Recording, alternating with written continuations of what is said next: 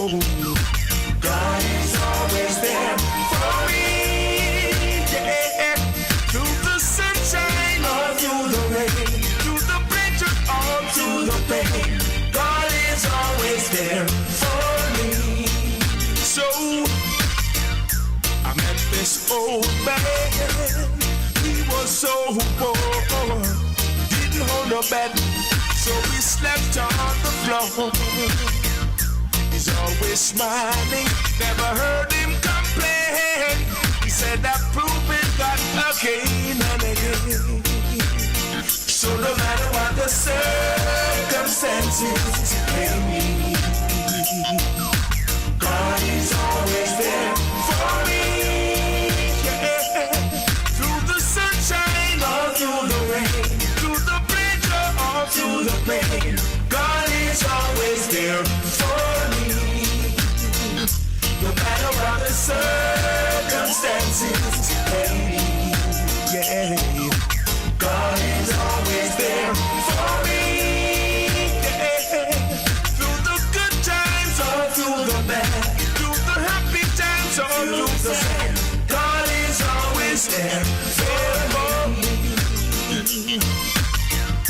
The landlord wears the rent, school fee due, partner drop bones, and the youth them need you. Friends all ask me what I'm gonna do. I smile and tell them that God will see me through. No matter what the circumstances may be, yeah, God is always there for me. Yeah. Through the sunshine or through the rain, through the pleasure or through the pain, God is always there for me. So no matter what the circumstances may be, God is always there for me. Yeah. Through the good times or through the bad, through the happy times or through the sad, God is always there for me. I met this old man. He was so poor, he didn't hold no bed, so we slept on the floor. He's always smiling, I never heard him complain. He said I'm proving God again and again. So no matter what the circumstances may be, God is always there for me. Yeah. Through the sunshine or through the rain, through the pleasure or through the pain, God is always there for me. No matter what the circumstances.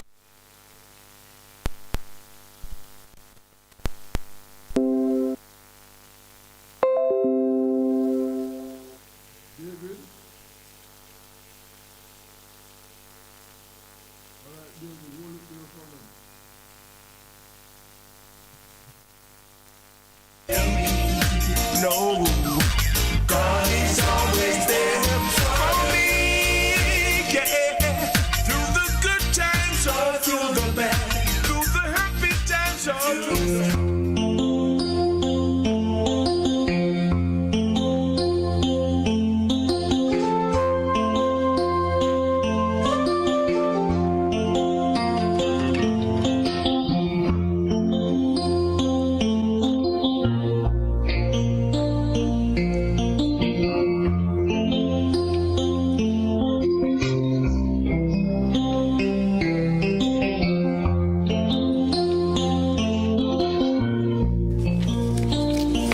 Yes, good afternoon. Welcome to all my listeners and viewers to Rebel Radio today, Monday, first Monday in June. And as usual, we have lots of information to share with you this afternoon.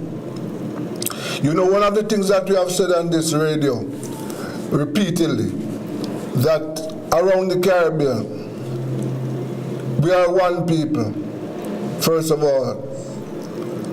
And secondly, most of the problems are similar problems in the Caribbean islands. So for example, like police shootings. You know, we have police shootings. That is one of the big issues in Jamaica.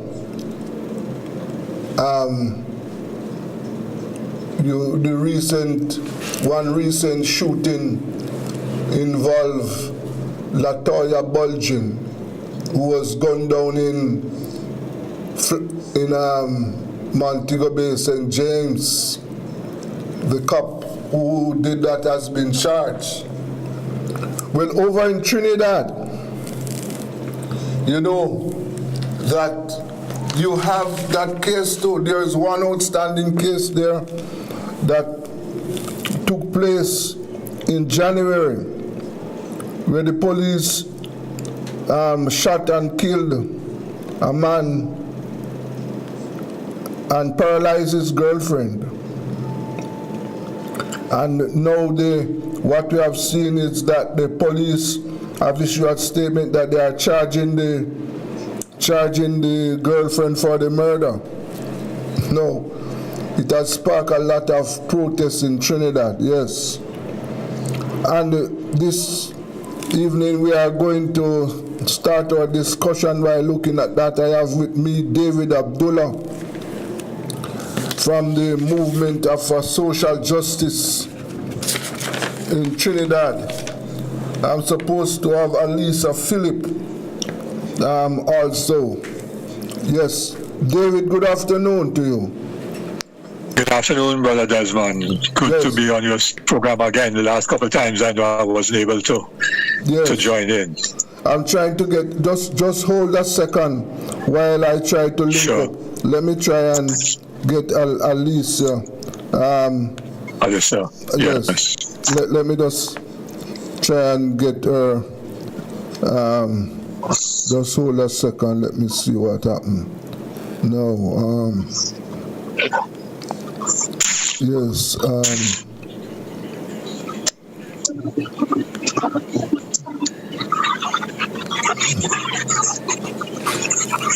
Yes, I'm trying to. But David, we will start on the discussion. But as that case is a controversial case there in Trinidad, and I don't understand the latest thing I saw where the police has issued a statement that they are charging the deceased girlfriend who was in the car with him. Yes, with the murder. Yes, Alisa, good afternoon to you. Alisa? Alisa, are you there? Alisa? Yes, good evening. All right. Yes, hold it there. Yes, hold it. Yes. Yes, David. What do you make of this shooting? Okay, so good afternoon, and Alyssa, good afternoon. This is David Abdullah. I'm on the program with you. Desmond, Alyssa has been one together with another school friend of Kaya Seeley. Kaya Seeley is a young lady who was shot and paralyzed, and she was in the car with her partner Joshua Samaru in January when the police opened fire. Joshua was hit and killed by some 19 bullets. So Alyssa and her friend Mariah Walcott, who were and are friends of Kaya Seeley from secondary school to now, they have been leading the campaign for justice for Kaya and justice for Joshua. So it would be good, I think. I have been supporting, but they're the ones who are leading the struggle. So it would be good for you to hear, first of all, from Alyssa on this whole issue. Yes. And then maybe I could give a perspective generally about the police, not only in Trinidad and Tobago, but elsewhere in the Caribbean, and how the police respond to various matters and so on. Historically and currently. Yes, Alisa, good afternoon to you. Afternoon. Yes. Now, you are one of the outstanding protester about this outrageous shooting. Could you just tell us, the last thing I heard was that the police have decided to charge Kaya, because what is all this about? What is happening there? Well, on January the 20th, Kaya would have been in an accident with Joshua where the police would have murdered him and paralyzed her. He received 19 bullets and she was paralyzed from the waist down. She's currently in the state receiving treatment. And then on May the 22nd, we heard that the DPP advised the CPDS to charge Kaya with manslaughter and 3 counts of shooting at the police. The manslaughter charge will be in terms of basically saying that she caused Joshua's death by shooting at the police and he would have had to retaliate in defense. We think this was really atrocious, especially given the fact that they allowed her to leave not only the hospital, but the country, and then 4 months later come to try to hit Trinidad and Tobago with a talk until Nancy story about her being the shooter. Since February 1st, Mariah and I and my mom would have organized, our first protest in front of the Red House. After we would have went to other police stations, different police stations around the country. It would have been, so far it's 18 protests in total. At the 16th protest, I myself was arrested because they wanted to silence me, they wanted to get me away from the cause, and they wanted me to stop speaking on it. They would have even threatened me by telling me if I were to speak on it again, they would give me a permanent detention order, and all these things.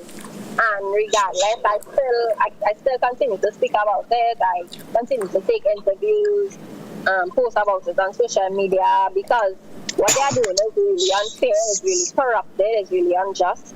I mean, it's one thing for there to be an extrajudicial killing problem, but then it's another thing for there to be a corruption problem, where officers aren't even held accountable for their actions. They want to get away unscathed.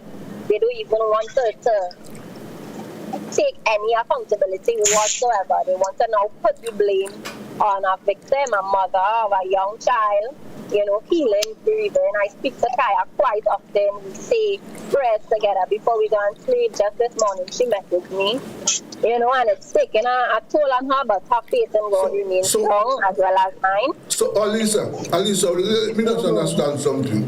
Are the police now saying that the woman killed her boyfriend? Is that what the police are saying? Well, they're not saying that she took a gun and shot at him. They are saying that she shot behind the police officers, and because she shot behind the police officers, they retaliated in self-defense, quote unquote, and that is how he would have died. Oh, they're accusing her of shooting at them. Yeah, and then they say the only reason why they had to shoot back at Joshua and herself is because she was shooting at them. Yeah. So that is why she's being charged with manslaughter and not with murder. Yes. But then she's a licensed firearm holder? What she said? Is she a licensed firearm holder? No. Did the police find gun at the scene? No, they didn't. They only come to say 4 months later that there was a gun. First, the story changed so many times. First, they said that it was Joshua shooting behind them. Then it changed 4 months later to Kaya. There's a lot of cover-ups, and the citizens of the country see it bleed up in front of our faces. And frankly, they just don't care. They're telling us, we know it's something stupid, and we don't care what they think, all they just had to take that. Wow. This is really, really, really problematic. So she's at home now, or she's still in the hospital? She's abroad. She would have been discharged from the hospital a few weeks after she was taken in for treatment, and then she would have to return to the hospital. But essentially, she was discharged between less than a month of being there, and they allowed her to be discharged. And they also permitted her to leave the country. So my question is what I've been asking. If she was a wanted criminal, she would be able to police. Why wasn't she arrested from the outset? Why take 4 months to, decide, okay, she needs to be arrested? So, David, what do you make of this? Yes, well, there are a lot of inconsistencies, as Alyssa has suggested. The fact that the shooting took place in January, 20th of January, and it wasn't until 4 months later that Kaya has now been charged. And even initially, the charges were, as Alyssa said, manslaughter and 3 counts of shooting with intent at police officers. But then after that, about a day or two after those charges were announced by the police then announced additional charges, which included possession of a firearm and ammunition and so on. So, the story just doesn't add up. In other words, if you were shooting at someone, assuming but not admitting, to use a legal term, you were shooting at the police, then surely you could have only done so if you were in possession of a firearm illegally. But she was not charged with possession of a firearm. That charge came afterwards, after the charges of shooting, even if it's a day or two afterwards. They should have all been simultaneous charges. So there are just a lot of inconsistencies. And as Alyssa said, Kyle, having been shot on the day, was taken straight to the hospital where she was warded, initially under police guard and so on. She was questioned. She gave a statement to the police. She cooperated fully with the police, and then she was not charged with anything wrong, and she left the hospital and then was allowed to leave the country and so on. So if the police had all that evidence from the start or shortly after the incident, then surely the charges would have been laid against her. Or she would have been cautioned and told that she's a person of interest and not allowed to leave the country and so on. But she was never told that. So there are a lot of inconsistencies in the whole issue, and that has angered the population tremendously. And they just, on the issue, congratulate Alyssa and Mariah and Alyssa's mom, Camille Carrasquero, for the tremendous, advocacy and the strong stand that they've taken on this issue, calling for accountability and transparency on the part of those who hold high office. Yeah. And what is the Commissioner of Police saying, David? Well, he's not saying much now. When the incident first happened, he did make a very strong statement saying that, Alyssa might remember the details more than me, but he made a very strong statement saying that he had evidence of what went on and so on and so on. Because you see, a video appeared in the public domain from a camera, somebody's security camera that was happened to be focused on the shooting where it happened, and that video went viral in the country, within hours of the shooting. But the commissioner then made a statement giving all kinds of information to contradict what people are seeing, and then he stopped speaking about the matter, right? Until when he himself did not even announce the charges. He had a press conference and said that the DPP has given advice to charge certain persons or to lay charges, but he gave no information. So the whole country was expecting to hear that police officers would have been charged with the shooting death of Joshua Samuel. And later in the evening, other the senior officers, not the commissioner, then announced that it was Kaya Seeley who was being charged on the advice of the DPP. So there are a lot of question marks, a lot of question marks that are surrounding not only this issue, but there have been calls for the use of body cameras by the police, because there have been many police shootings this year during the state of emergency, last year during the state of emergency, and before that. And the conflicting reports of what happened in those people being killed by the police. And so the loud cry for body cameras, and that has not been taken up in any serious way by the police high command. There are limited number of body cameras in use, very few. Just one other point, Desmond. One other point. Yes. Unlike Jamaica, which has an investigative body, I don't know what you call it here. It's called the Police Complaints Authority. Right. But our Police Complaints Authority does not have the power under the law to do forensic investigation. In other words, they then, if the Police Complaints Authority was to take a firearm to try and get it tested in terms of ballistics and other things, the officer holding that could be charged with illegal possession of a firearm. So they have to rely on the police to provide the forensic evidence. And of course, in many cases, that just does not happen, and therefore the Police Complaints Authorities are toothless bulldog. And a number of us have been calling for the powers to be changed many years now, for the PCA to be given powers to do proper investigation and to do its own forensic investigation. Yes. Alicia, so far, what has the police said? Has the police said anything to you? Well, some of them would have been. No, I am not hearing you. Keep the phone. Speaking.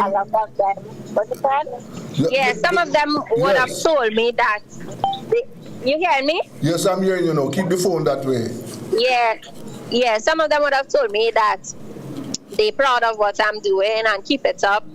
I believe the majority of the police service doesn't act on their own volition. They answer to orders and commands. Many of them feel stuck. Some of them want to get out, but they have responsibilities to their families. And, so some of them are very ruthless and very arrogant, and they just don't care. But you would mostly find that from the heads, from the inspectors and certain people in command. The commissioner himself, he was wearing a Punisher emblem on his uniform. But the ones that, would have just came in or the ones below on the ground, most of them not really pleased with what's going on, but they can't come out to say anything because, as I said, they have to follow instruction. Yes. The Joshua died leaving children?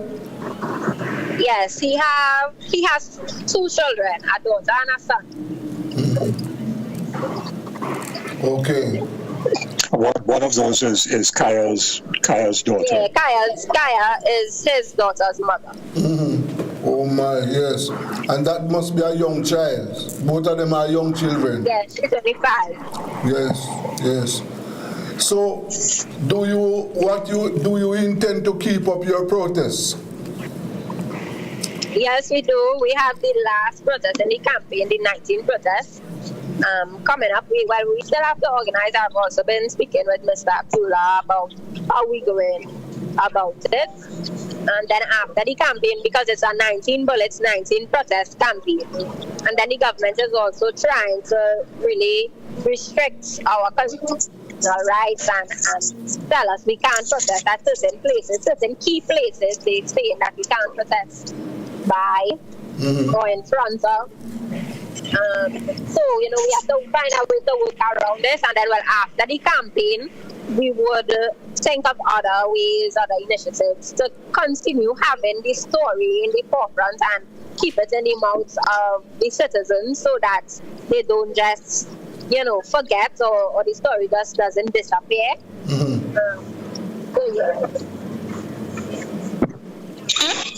Yes, yeah, there's a state of emergency that has been underway since March. Under our constitution, the state of emergency can be proclaimed by the president for no more than 14 days. But within that time, the government can go to the parliament, the House of Representatives, and seek an extension not exceeding 3 months. So they did that in March. That extension will end in about a week's time. But they have signaled that they're going to go for a second 3 months extension, which they can do by a simple majority in the House of Representatives.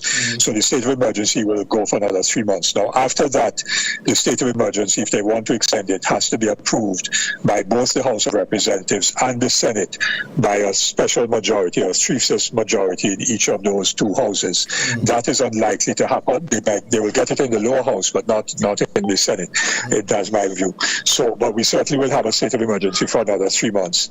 And what they then did, the day that Alyssa and her mother were arrested, and I was there with them on that day.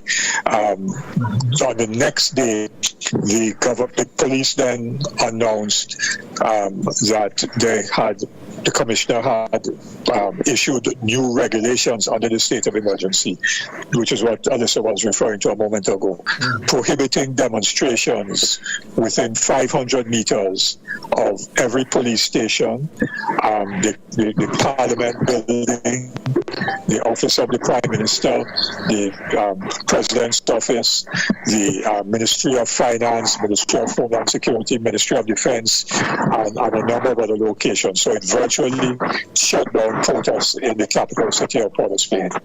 And this clearly was because the state of emergency was not to deal, as was proclaimed by the President in March, was there to deal explicitly with gang violence and murders and threats against public officials. It certainly was not meant to deal with public demonstrations and protests.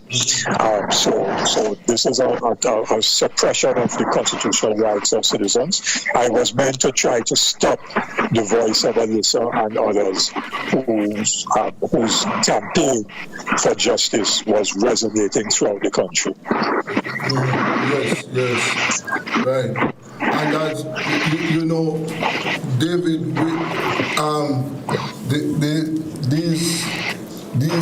these police killings, you have similar incidents around the Caribbean.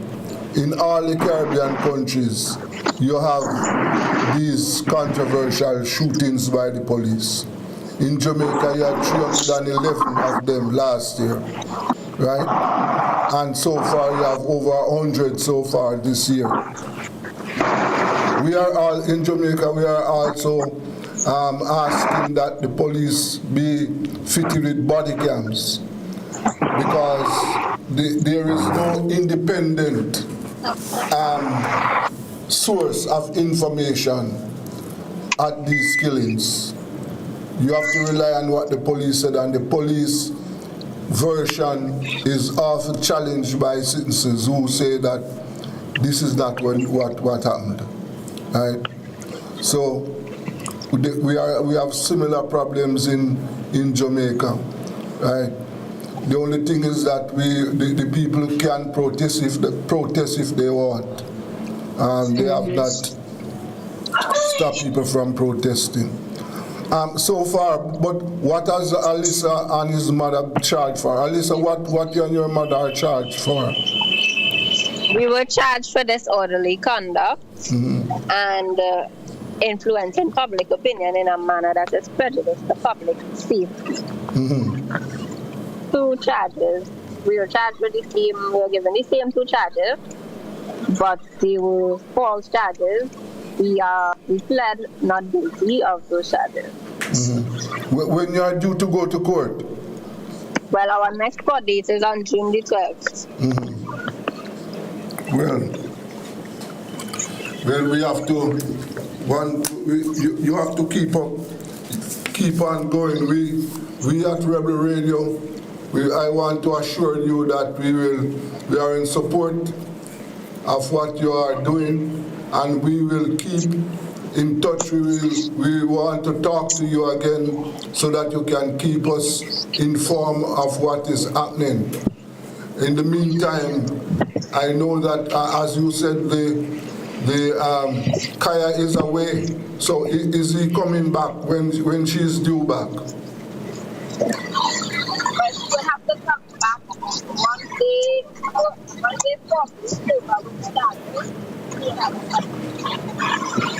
No, I'm not hearing you. Repeat what you said. I'm not hearing you. As long as they formally serve her with the warrant to be arrested, she would have to put things in place to come back. But we don't really have a full update on how that would go as yet. Okay, all right. Well, we have to leave it there for today, but as I said before, that we will keep in touch so that we can understand and keep abreast of what is happening in that controversial shooting over there in Trinidad. I want to thank you very much, and as I said, we will talk again. No problem. Thank you so much. Okay. Thanks, Desmond. All right, David. Stay strong. Yeah, man. All right. Yes. As I said, keep on saying that on this station, that the problems facing the Caribbean are similar. There you have that controversial shooting over there in Trinidad. Yes, and just like we are having it in Jamaica. Yes, I want to thank David Abdullah from the Movement for Social Justice and Alisa Phillip, who is a school friend of Kaya, the woman who was paralyzed, yes, in that shooting incident. And she has been leading protests in Trinidad against the shooting. It is really, really, really dreadful. Okay, this is Rebel Radio. Let us take a break.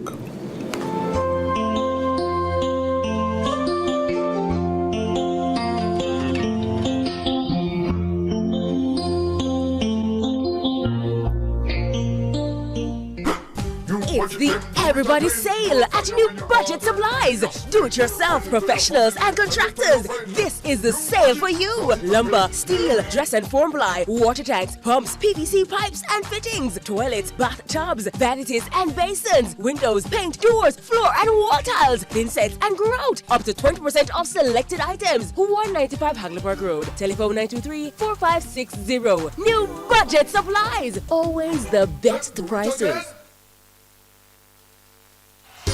Tools, Hardware and Supplies is holding up the heat this summer with their super saving summer sale. Prices are slashed on everything you need to fix up your home. Beautiful tiles, sleek doors, top quality windows, modern sanitary ware, exclusive flooring and more. At Tools, Hardware and Supplies, we have you covered for the summer. So come visit us at 279 Spanish Town Road, 4 South Camp Road, 8 Red Hills Road, or online at toolsja.com. Tools! The Lion King of Hard Heels.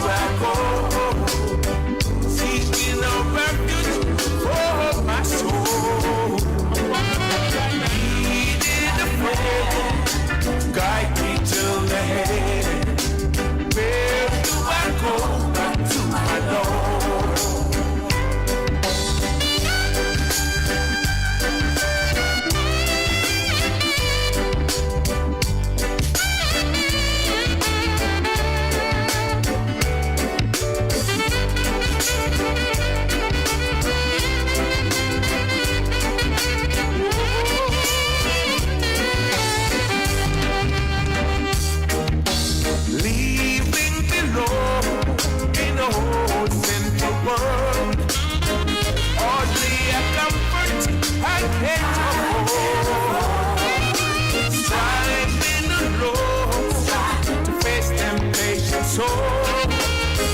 Where do I go but to my Lord?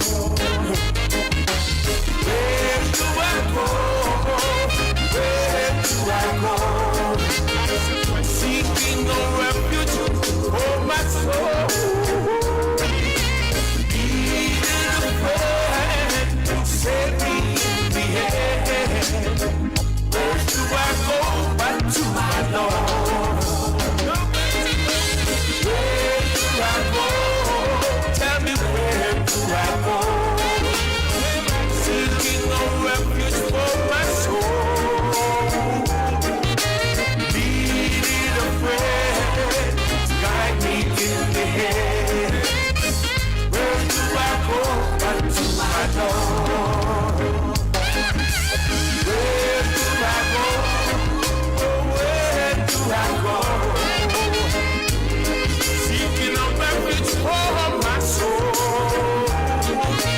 Needed a friend to save me in the head. Where do I go back to my Lord? Where do I go back to my Lord? Where do I go back to my Lord? Where do I go back to my Lord? Nowhere, nowhere, no, back to my Lord. Where do I go back to my Lord?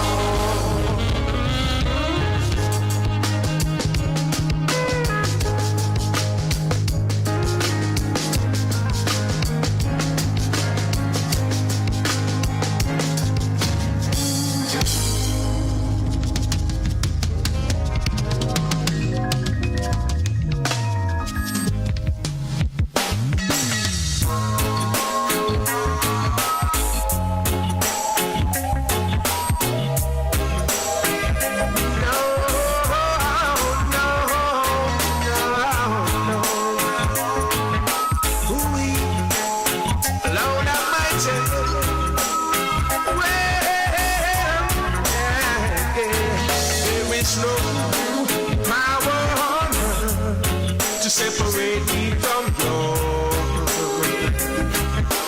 Love my Jesus, nothing will be able to turn me away from you.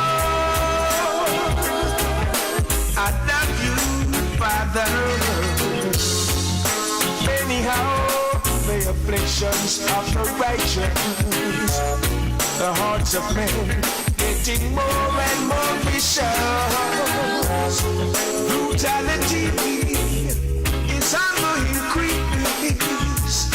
Tell me, when the love of God sees no power on earth to separate me from Lord. Love my Jesus, nothing will be able to turn away from you. I love you, Father. This level of crime, only love can eradicate. We must demand justice from the church and the state, and confess to God all our evil ways. Indeed will give us so much better days when we show love to each and every brother. Love will return to protect brothers and sisters. Let's hope in our heart to those who are in need, who never receive love. Come, let's sow some seed. No power on earth to separate me from Lord. Love my Jesus, nothing will be able to turn me away from you. I love you, Heavenly Father. No power on earth to separate me from Lord. I love you, my Jesus, nothing will be able to turn me away from you. No, no, no, no power on earth to separate me from you. No power, no, oh no, nothing will be able to turn me away from you. No, no, no power on can't even forget without you holding my hand. I thought number one would surely be me. I thought I could be what I wanted to be. I thought of myself as a mighty big man, but I can't even walk without you holding my hand. Jesus, can't even walk without you holding my hand. The mountains too high and the valley is too wide. Down on my knees, I learned to stay. That I can't even walk without you holding my hand. Jesus, yeah.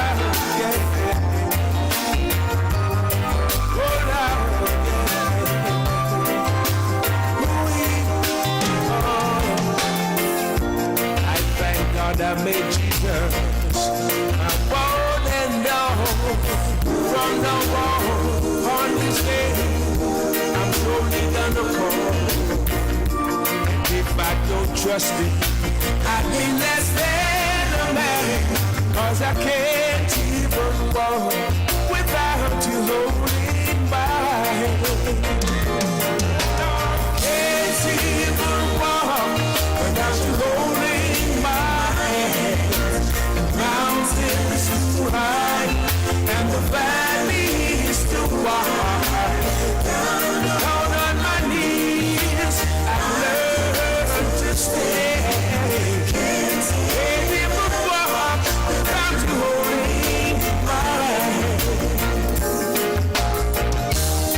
Thank you, Jesus, for all you have done for me right now. You've been so good to me.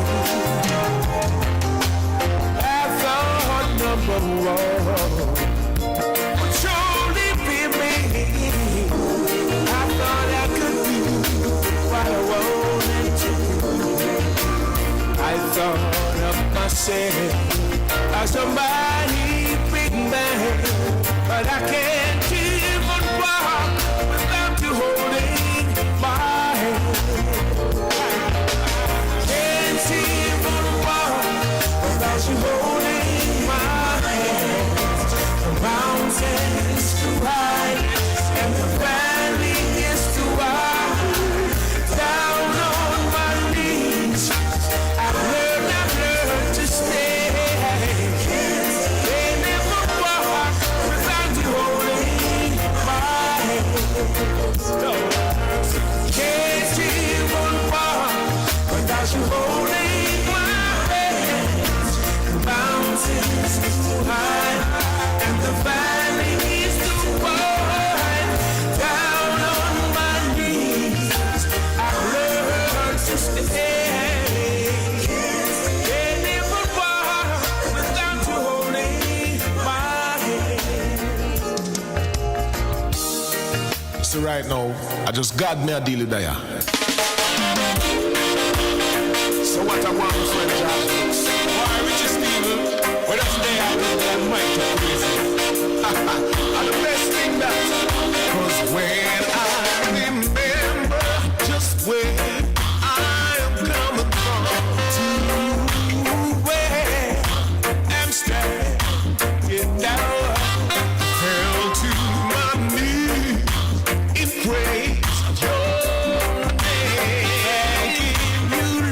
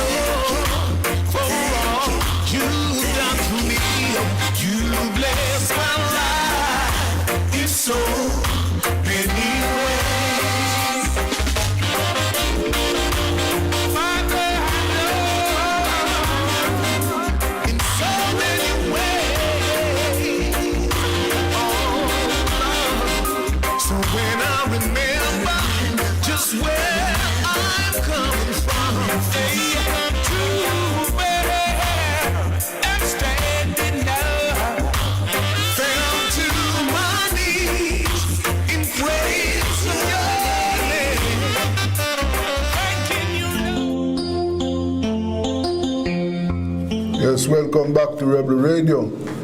Yes, and we are going to show you some videos about that interview we just had, about that police shooting in Trinidad. Yes, I just want you to look at these videos.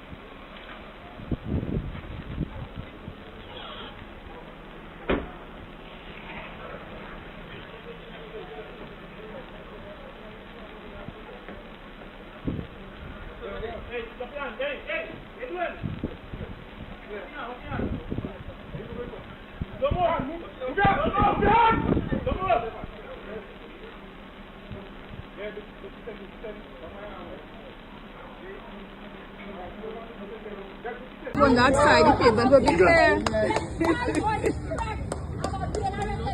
Everyone will be able to stand on a single file and speak. It's our right to speak. Okay, so can it? You know what a good idea was? But you want a particular impact. Okay. That is what it is. Well, it's not a is it possible? I understand. We're not going to allow it to continue here. No, it's not possible for the media to maybe go on that side and just They won't. stand in a They single won't. file. Listen, this is not If we can get people to walk in single file to All right. We're going beyond that.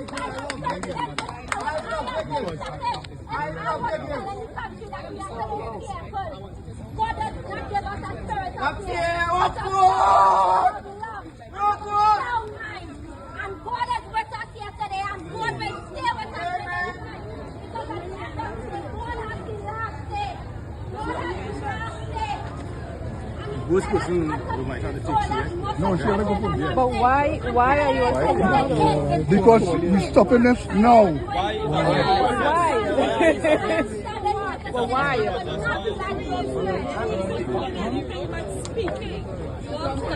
Yeah, because they want to look excuse.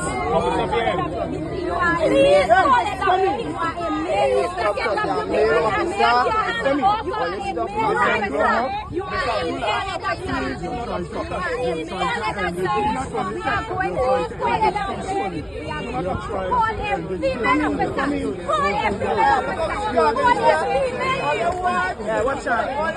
Don't ever do that again. You see pulling officer equipment. I warn them. All right.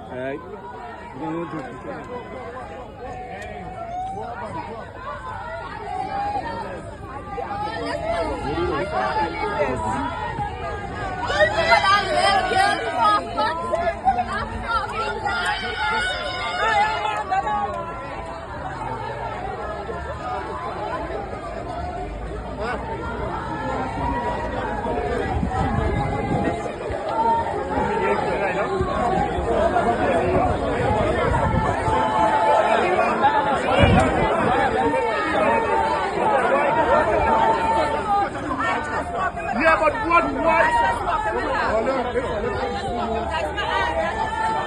So that everybody pass there, please. Right chance.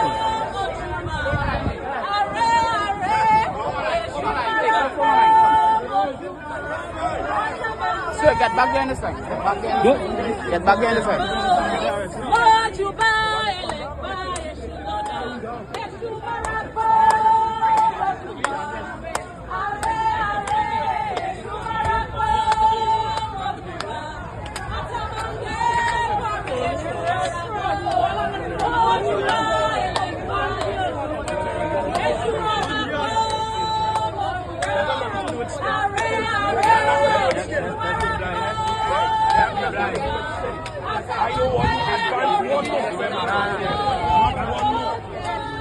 So me that can go through there.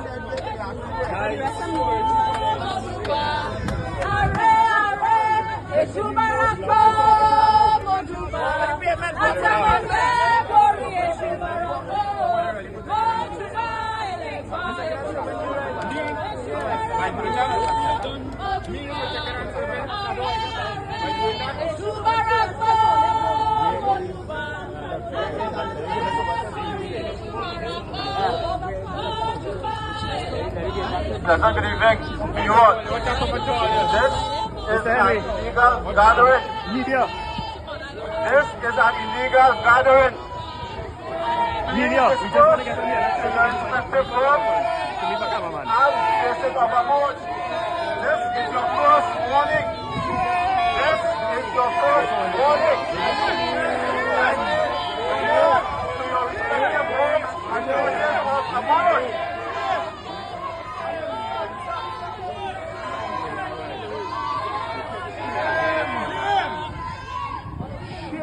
Tell them. Tell them. Yeah, well, there you have it. That was protests in response to the shooting. And these protests, as you heard, we spoke to one of the organizers, Alicia Phillip. Yeah, she is one of the main organizers of these protests in Trinidad. We will keep you abreast of what is happening to that shooting. As you heard there, that the woman, there was a girlfriend of the deceased, Joshua Shamaru. Police have indicated that she'll be charged with manslaughter. Police are saying that she was shooting at them and she'll be charged. Well, we'll keep you, as I said, abreast. And in Jamaica, we are, on Friday we had an island-wide blackout. It's a very long time now. I can't remember when was the last time we experienced that. Yes. The JPSCO is supposed to tell us what happened. Initial reports from the JPS was that lightning at two of its substations triggered an island-wide blackout. I don't understand it because I would imagine that if there's a problem at one power station, substation, or two substation, then it wouldn't affect the island-wide supply of electricity. Well, we await to hear what was the reason for that, and also the reason for that fire at Upper Camp, which destroyed some barrack rooms Friday night also. So we will keep you abreast of what is happening as it relates to those incidents. I know that from reports that there was, while we had the blackout on Friday night, there was one family in St. Anne that lost their house during a fire. Yes. So far, there are no injuries from that fire at Upper Camp. We haven't heard of any. And so far, we haven't heard of any injuries. Yes. Throughout the blackout. Yes. But we await to hear from the JPS what was the reason for this island-wide blackout that we. Well, the other thing that we have to keep focus on, we have to keep our eyes on what is happening. You know that Cuba right now is under siege. Yes. They're having blackouts daily because they are not able to buy fuel in order to provide electricity for the country. People are suffering. On Friday we did a program, Let Cuba Live. Yes. And we are going to continue with it next Friday. Yes. We have to keep our eyes on what is happening. All right, let us go for a break now.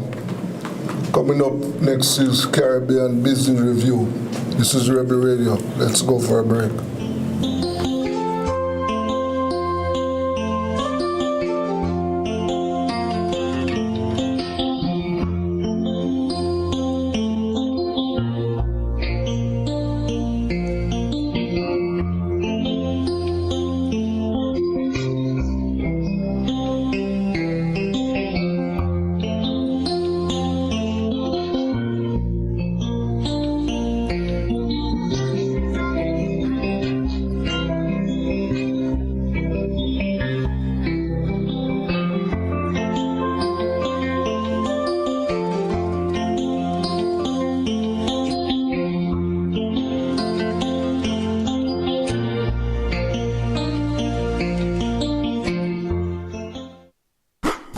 It's the Everybody Sale at New Budget Supplies. Do-it-yourself professionals and contractors. This is the sale for you. Lumber, steel, dress and form ply, water tanks, pumps, PVC pipes and fittings, toilets, bathtubs, vanities and basins, windows, paint, doors, floor and wall tiles, thin sets and grout. Up to 20% off selected items. 195 Hagley Park Road. Telephone 923-4560. New Budget Supplies. Always the best prices. Tools, hardware, and supplies is turning up the heat this summer with their super saving summer sale. Prices are slashed on everything you need to fix up your home. Beautiful tiles, sleek doors, top quality windows, modern sanitary ware, exclusive flooring, and more. At Tools, hardware, and supplies, we have you covered for the summer. So come visit us at 279 Spanish Town Road, 4 South Camp Road, 8 Red Hills Road, or online at toolsja.com. Tools! The Lion King of Hardware.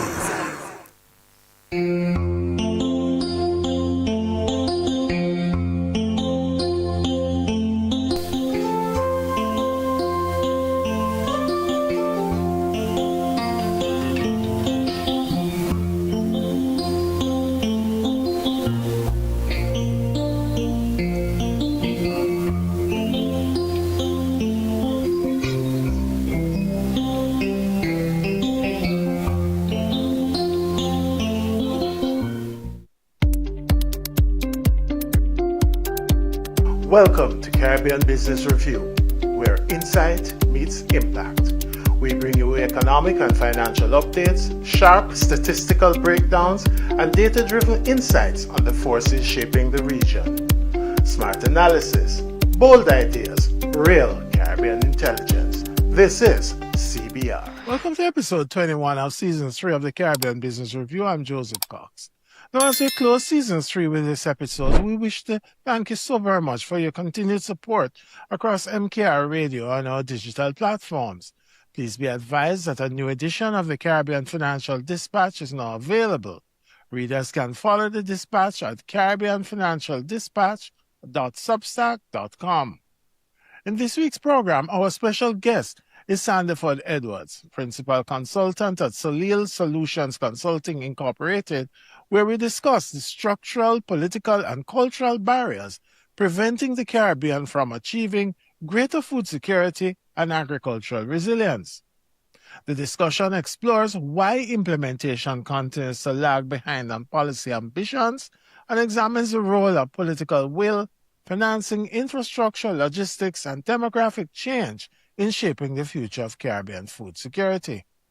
And in today's CBR briefing, the case for a Caribbean air passenger charter, a discussion on involuntary airline downgrades, information asymmetry, and whether the Caribbean should establish its own air passenger charter to strengthen passenger rights rather than relying primarily on foreign regulatory frameworks. But before we proceed, there's one development that we believe deserves additional attention. The U.S. Trade Representative's proposal to impose a 12.5% tariff on selected imports from 54 economies, including the Bahamas, Guyana, Trinidad and Tobago, and the Dominican Republic, is a reminder that the nature of trade competitiveness is changing. While the measure remains subject to public hearings beginning July 7, the broader message is clear. Access to major export markets is increasingly being shaped by compliance requirements as much as by price or productivity. Labor standards, supply chain transparency, traceability, and regulatory oversight are becoming important components of market access, particularly as geopolitical tensions and concerns about supply chain integrity continue to rise. Now, for the Caribbean, the issue extends beyond any immediate tariff impact.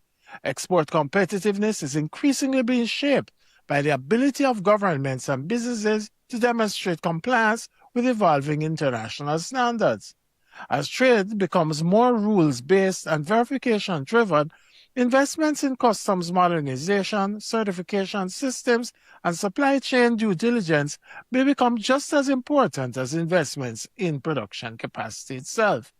Countries that adapt most quickly to this reality will be better positioned to preserve market access and compete in an increasingly complex trading environment. Now, with that in mind, let's turn to the key developments shaping the regional and global economy this hour in Market Watch and Global Pulse. Coming up in the Market Watch, Jamaica records strong fiscal surplus. St. Lucia tourism sets new April record, and Bahamas economy maintains growth momentum. Then in the Global Pulse, U.S. unemployment rate stands at 4.3%, UK redundancy warnings reach 5-year high, and Eurozone inflation accelerates. All that and more this hour on Market Watch and Global Pulse. Coming up next, is the CBR briefing.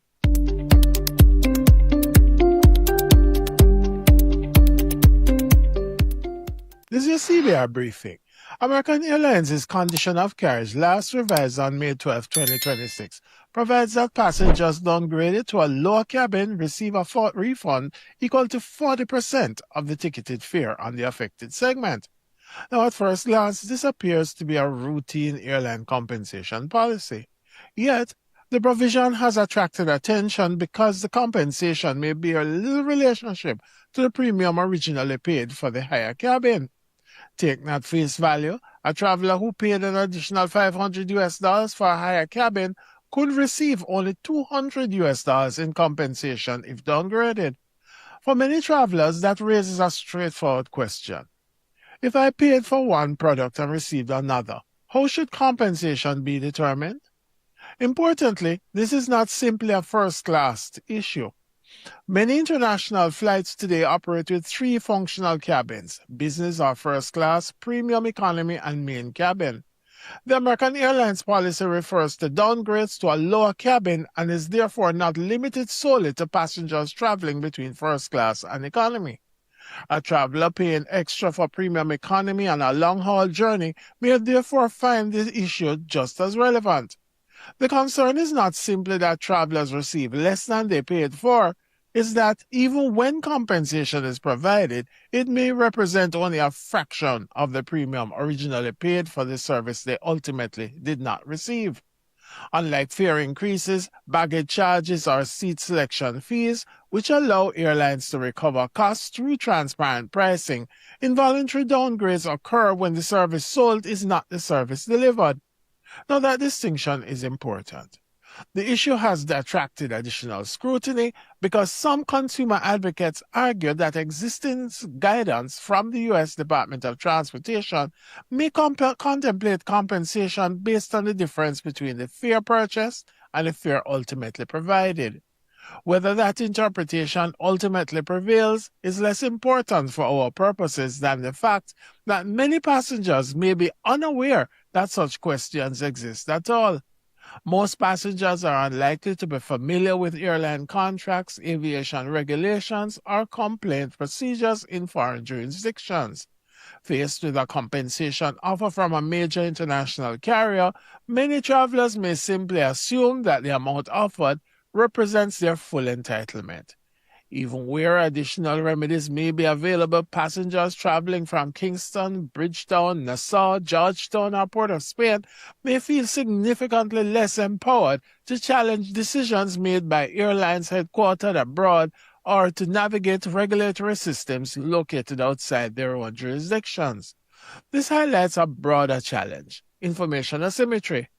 Consumer protection depends not only on the existence of rights, but also on the traveler's ability to understand, access, and enforce them.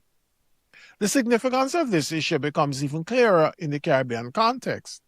Tourism contributes between approximately 15 and 85% of GDP across Caribbean economies, dependent, of course, on the country. Now, while a significant share of visitors arrive by cruise ship, air transportation remains one of the principal gateways to the region and serves as a primary mode of travel for stayover visitors, business travelers, students, members of the diaspora, and many patients seeking medical treatment. Yet while the region has invested heavily in attracting airlines and moving people, comparatively less attention has been devoted to establishing a coherent framework governing their rights and protections when disruptions occur. Indeed, perhaps the time has come to consider a Caribbean air passenger charter. Such a framework could establish minimum standards governing delays, cancellations, denied boarding, baggage disputes, involuntary downgrades, and accessible dispute resolution. More importantly, it could provide greater transparency, consistency, and certainty for both passengers and airlines operating within the region. The American Airlines policy may ultimately be upheld, amended, or overtaken by future regulatory developments. But the broader question for the Caribbean will remain. If air transportation is essential to tourism, business, education, healthcare access, and regional integration, should Caribbean passengers continue to rely primarily on foreign frameworks for protection?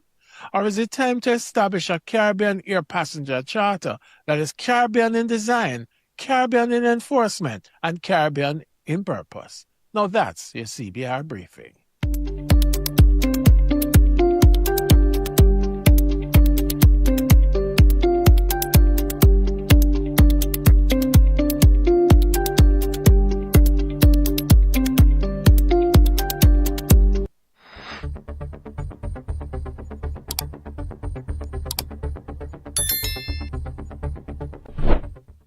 Welcome to the market brief. Jamaica recorded a fiscal surplus of 7.3 billion Jamaican dollars in April as revenues reached $99.8 billion, while tax collections rose 44.2% year on year. However, merchandise imports fell 11.5% and export earnings declined 14.4%. In the Bahamas, inflation accelerated to 2.7%, whereas Belize's imports rose 21% to $268 million. Guyana's trade with Brazil has expanded from $58 million US in 2020 to $1 billion US dollars in 2026. Dominica's economy grew 4.5% in 2025, but public debt stands at 103% of GDP. St. Lucia recorded a record 40,752 stay-over visitors in April, while total visitor arrivals increased 23%.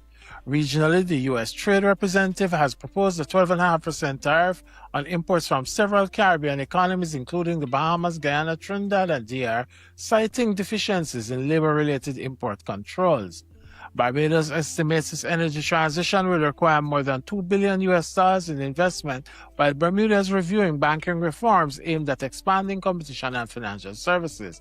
And finally, the CDB secured approval for a $200 million Canadian guarantee expected to unlock up to $400 million in additional regional development financing. That's a market brief on CBR. For more, look for us on YouTube and Spotify. In a world of constant change, insight is your greatest asset. At Joseph Cox & Associates, we empower innovation across the Caribbean. Whatever your challenge, we can help. We're proudly customer-centric, offering bespoke solutions tailored to every partner. From innovation and digital transformation to leadership and policy, our services are designed to deliver lasting impact. We partner with leaders across sectors, from finance and government to energy, tech, and infrastructure, helping them navigate complexity with confidence. Our work is grounded in collaboration. We connect regional leaders through powerful networks, driving change through joint research. Discover more at josephcox.org. Joseph Cox & Associates. Insight, experience, impact. Ahead on Caribbean Business Review, our conversation with Sandiford Edwards, Principal Consultant, Salil Solutions Consulting, Inc., where we discuss the food security paradox, policies without production. Outside of Guyana, Belize, Suriname, and Jamaica to a certain extent, by and large, the bulk of our fresh fruits and vegetables are being imported from extra-regional sources. We import a lot. The OECS importation of food in 2024 was $2.3 billion. The OECS alone, $2.3 billion. And that is up from $1.6 billion 4 years ago. So the OECS is moving leaps and bounds in terms of our own imports. And we say we have the lands to put it. So that is it. So we're vulnerable on the import of inputs. We're vulnerable on the import of processed and semi-processed products.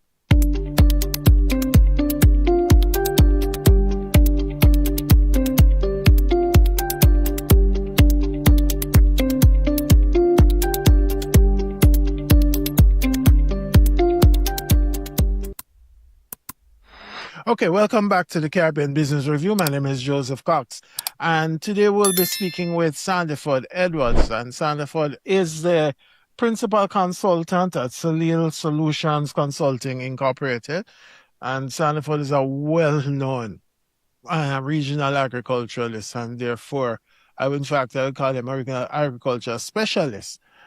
Therefore, he'll be able to guide us in our conversation today, where we are looking at food security. And Sandiford, as I welcome you to the program, I suppose the first question that I really would have to raise with you is simply this, and I put it within this context. For more than 40 years, our Caribbean leaders have been speaking about food security, yet the region continues to import food willy-nilly, frankly speaking. So at what point do we treat this as a policy failure versus it being characterized as a challenge? No, thank you very much, Mr. Cox, for this opportunity to join your program. I follow it regularly every week when you send up the different episodes, for which I think the region has been benefiting from it. Those conversations are indeed timely. The breadth and the subject matters that are typically examined, I think is extremely timely. I consider the region to be at an inflection point. And I say so because, as you rightly took up the conversation, the issue of food security and the conversation around this has been around for decades. If we can dive into at least 3 different policy frameworks which were developed in the last 15 years, we're speaking of the Regional Food and Nutrition Security Policy and Action Plan that was developed, which was then translated into National Food and Nutrition Security Policy and Action Plans, where every member state in the Caribbean community would have had an opportunity to pattern a sort of a focus as to how they can treat with the issue of food and nutrition security. Then we had the COVID-19 pandemic, which would have caused a massive challenge to the food systems across the region. And a new strategy was developed. The Agri-Food Risk Management Strategy was developed coming out of the COVID-19 pandemic. And then we moved into the 25% by 2025. And now that has now been extended to the 25% by 2025 plus 5, which now means to 2030. And so the question that you asked is, there is no lack of policy in the region. There has been policy to speak towards reducing the region's dependence on extra-regional sources of food. For key items, as you've indicated, the numbers is going a different direction. That's what anybody else is saying. When you look at the number, if you just go on to the UN trade site, or you go on to the ITC trade map site, or you look at the statistics that comes out from the CARICOM Secretariat, we are heading in the wrong direction as it relates to the amount of food that we're producing and the amount of food that we're importing. And so I believe it's more of a failure that the region is in at the moment. We have an opportunity. We know that food and nutrition security has been elevated on the agenda of our regional leaders, but the tangible action, by and large, to implement solutions across the region to reduce our importation or dependence on extra-regional food, I think is dismal. There are some bright spots naturally in the region, but when you take the region as a whole, no, we're not doing very well at all in terms of reducing our dependence on extra-regional sources of food. So therefore, that begs the most obvious question then, from your standpoint, what are some of the things that we really should be doing if we're really looking to attain that goal of food security? Or is this really just an exercise, a palliative exercise where food security, frankly speaking, is becoming almost just a normative thought process as distinct from a realistic goal? So I would tee it up in this way to say, we generally base the challenge of trading amongst ourselves and feeding ourselves. And very often people say the lack of shipping and infrastructure. And be that as it may, for less than container loads, when we look at it, container loads can move. The shipping lines say to us, it's easy to move a container load of produce from any part of the region. We may have to go up to Jamaica and come back down, or you may have to go to Trinidad, depending on where you are. But there are 3 things, in my view, that I believe has been a major constraint in really advancing this whole regional agenda in boosting our food and nutrition security status. And the first one is the political will. Yeah, we speak the talk, we talk the talk. But when it comes to putting our money where our mouth goes, we still have the nationalistic approach, where if something is stamped from the north, it is easily accessible and get access to the markets in the region. But if it's stamped from any of the CARICOM member states, is a totally different kettle of fish. And so there is that lack of political will to trade amongst ourselves and to even produce the things that we want to do. I've had a conversation with the minister, and his view was, if we are to create an incentives that encourage the increased production of poultry meat locally, then we are going to lose the importation duties. And so government fiscal position is going to be affected. That is the argument that political will presented to me. So, so that political will to really wanting to take the matter into our own hand, I think is important. And then the second one is the infrastructure around financing agriculture and financing our food system is still very poor. A simple example, when you look at the Eastern Caribbean, which I pay a lot of attention to, and the amount of resources that has been allocated to the agricultural sector, it's very small. It's about 17 million UEC dollars in 2024 was allocated across the Eastern Caribbean countries in agriculture, as compared to almost $1 billion in terms of debt from the commercial banks to the tourism product. So agriculture is woefully underfunded because we have not put the sort of a risk mitigation measures and stuff in place. We have not de-risked the institution and de-risked the sector enough. And so there isn't that appetite from a financial institution to finance a lot of those opportunities. So when you put the political will together and you put that with the financing infrastructure, it's extremely difficult for smallholder producers to be able to tap into markets. It's extremely difficult for them to get the kind of resources that are necessary to boost local production. So we're talking the talk, but we have not yet built the infrastructure to ensure that we can do a much better job than we're doing now. But what is the structural impediment? Because frankly speaking, most of the items that you would have identified thus far, we have none of those challenges for eons, because we have had situations where the banks complain that the projects are not bankable. They don't have the requisite security. There is an issue in terms of land titling across the region. Even when you try some of the non-traditional forms of collateral, the institutions are balking because they say, well, there is no secondary market for a lot of the stuff that they would have, and they're completely exposed. But we all know this before. So what has been the impediment to really effecting that kind of transformation that will be required to secure the requisite funding? Yeah, and I will take it from two angles. The first one, on the private sector side, I think more needs to be done in terms of ensuring that their projects, etc., can be backed up, that their projects can be at a level that can attract investment, both from debt capital, but even equity investment.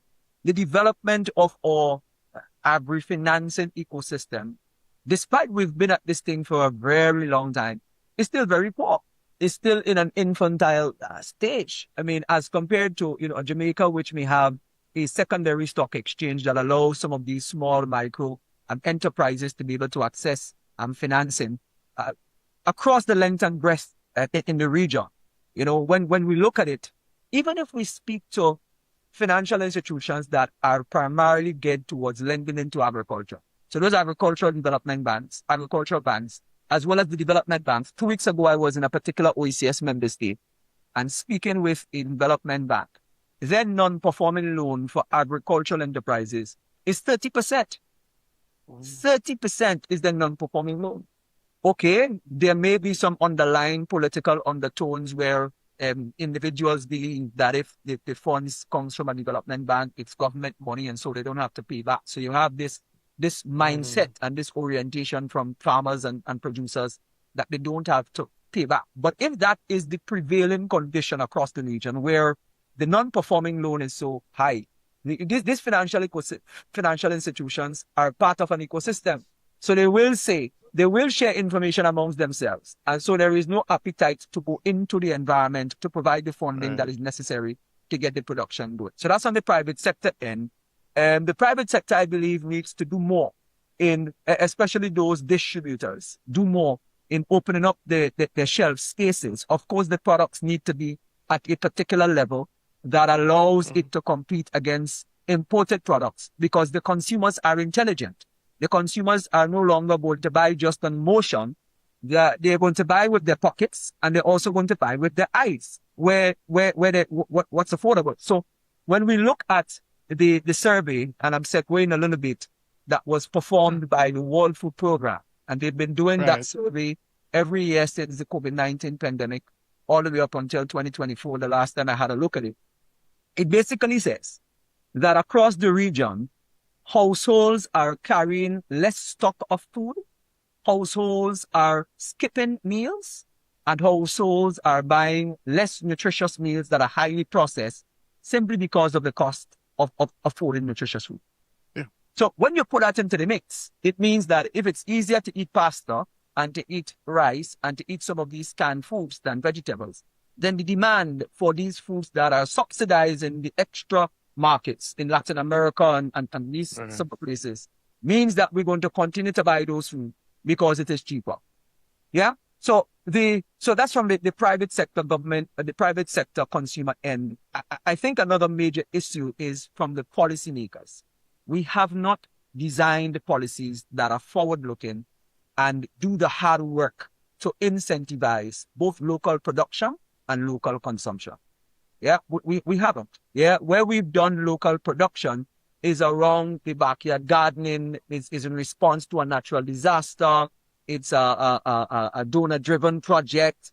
But to have a full-fledged policy approach where governments and policymakers says, these are the basket of items that we want to build self-sufficiency for as a part of our own national security, as part of our own food and nutrition security. And we're going to build and promote this in a way that allows us to build out good value chain with value addition items, etc. We haven't done it by and large. So the industry is still very responsive, reactive, rather than a very proactive approach to building this out. And I mean, when we look at the international community, the countries they identify, be it food or technology or the manufacturing sectors that they want to lead, they identify the things that they want to lead at, the things they want to be good at. And they provide the incentive regime, they design their policy environment around that to ensure that it moves forward. We have all the policies, but we have not yet designed incentive regimes that allows us to really produce more and to consume more. It is still very much favorable to imports. No, but I agree with you, but I think you have omitted a third dimension to it. And to me, that is what I call the cultural penetration aspect of it. Because what we have now is that we have a whole, well, I suppose generations of persons who are coming up, who are more sensitized, they're more attuned to the stuff that obtains in the third countries, in the third country markets, than they are in their own local space. So that's one. And two, when you look at something like this, isn't part of the challenge that we also face is that agriculture as it is now faces a demographic problem in the sense that a lot of your farmers now, they're basically aging out of the system. And there is a serious labor shortage, and not just a production problem now, but a productivity issue that also is humbug in the process. So how do you counterbalance all of those? Because one, you have the cultural penetration, which you have to confront with if you really want to treat with it. And two, you have the demographics on the other side, as well as the productivity issue. Yeah, so those three things very, very important. And I would use an example to help illustrate it. And it really comes back to destigmatizing the agri-food system in the region. We still see agriculture as pro-poor. We still see agriculture for the unintelligent. And that has a link to production, productivity, and the aging workforce. And I'm going to come back to the cultural piece in a short while. And I want to draw this to an example with the United States. So my daughter goes to school in the US, and she's part of the agriculture program, right? They are teaching them to use computers. They're teaching them to drive tractors. They're teaching them to operate greenhouses. They've elevated this thing to the level where it is fun. It is part of the overall curricula of the school, and it's not just fork and spade outside bending on your back in the hot sun. They're learning to dissect chickens. They're learning to cook. They're learning to make these local products. So they establish kitchen gardens at home, and they have to use these local items in menus, and they get graded for it and points for it. They have national competition, debating, public speaking competition, recognition. It's called the FFA, Future Farmers of Americas. And so what they've done is that they've shown that agriculture is a viable career path. They've shown that the agri-food system has money behind it, and they have presented this as a normal course that anybody can do. And it's mixed with your chemistry and your French and your Spanish. And so you're not pushed to agriculture if you are not academically inclined. And that is what the US has done. And I think the region, despite our 4-H movement, I think Jamaica is a good example of how the 4-H movement has evolved. They have something now called a reach, I believe, that you move from 4-H from primary into secondary. And then even after you leave, there is a mechanism for you to continue in agriculture. The region, by and large, we have not done that. Yes. So we've still presented agriculture as pro-co, as fork and spade, as dirty. When you look at commercials, it's a man with stain of clothes, etc. We have presented it that way. We have not destigmatized the entire ecosystem. So because of that, we are suffering, as you've rightly indicated, with labor challenges, with labor shortages, all across the region. So then the productivity begins to fall because the aging workforce can't do the same amount of work that they used to do. We have not infused technology fast enough to keep up. And so we have not allowed there to be that sort of a transition into a modern approach to agriculture. The other thing that we've done, and I've experienced it as well, is that we have not take hold of what is ours and present the culinary experience as being authentic. I had the experience of going to the Dominican Republic, and the menu in the hotel was local items, nicely prepared and presented local items. Properties across the region, we still have the American breakfast and the European breakfast, but we don't have the Caribbean breakfast. Yeah, exactly. At the same level and presented the same way. So, and we say that the guests want that international experience. Then they will eat the breakfast where they are. When they come to your territory, they want to experience you. So I've gone to Africa. 2 months ago, I was in Africa, in Nigeria, and it was a Nigerian experience I got. Yes, I got a good, authentic Nigerian experience. So the cultural changing of our mindset, to be proud of the industry, I think is important. We've raised that, because when we, and my late wife, always said to me, she don't have the time to peel provision. If this thing is going to be peeled and vacuumed and stuff, she's happy with that. If she has to go and find it and do all the peeling and things, she's not doing that. And that is the generation that we're in now. My children, when they're coming up, they want it consumer ready. Our sector has not evolved to treating with the cultural preference for microwave items. When I say microwave, I mean ready to use, So the sector requires a lot of work. There is no lack of policy, but there's a lack of will. There's a lack of coordination. And there's a lack of an incentive regime to be able to change all of these things and move it forward. So the behavior communication is important. That changing of behavior, changing of mindset, but it requires a lot of hard work to move the needle forward. No, absolutely. But then, Sandiford, as I listen to you, I know the rhetoric that we have been hearing and been exposed to all this time. And my question is simply this: Have we confused availability? So, for example, where we see a supermarket stocked with items, are we confusing availability with food security? Yes, we have. Because availability is only one aspect of food security. So food and nutrition security, something could be available, but it's not affordable. Yeah. And we in the region, I believe we have a major challenge with affordability.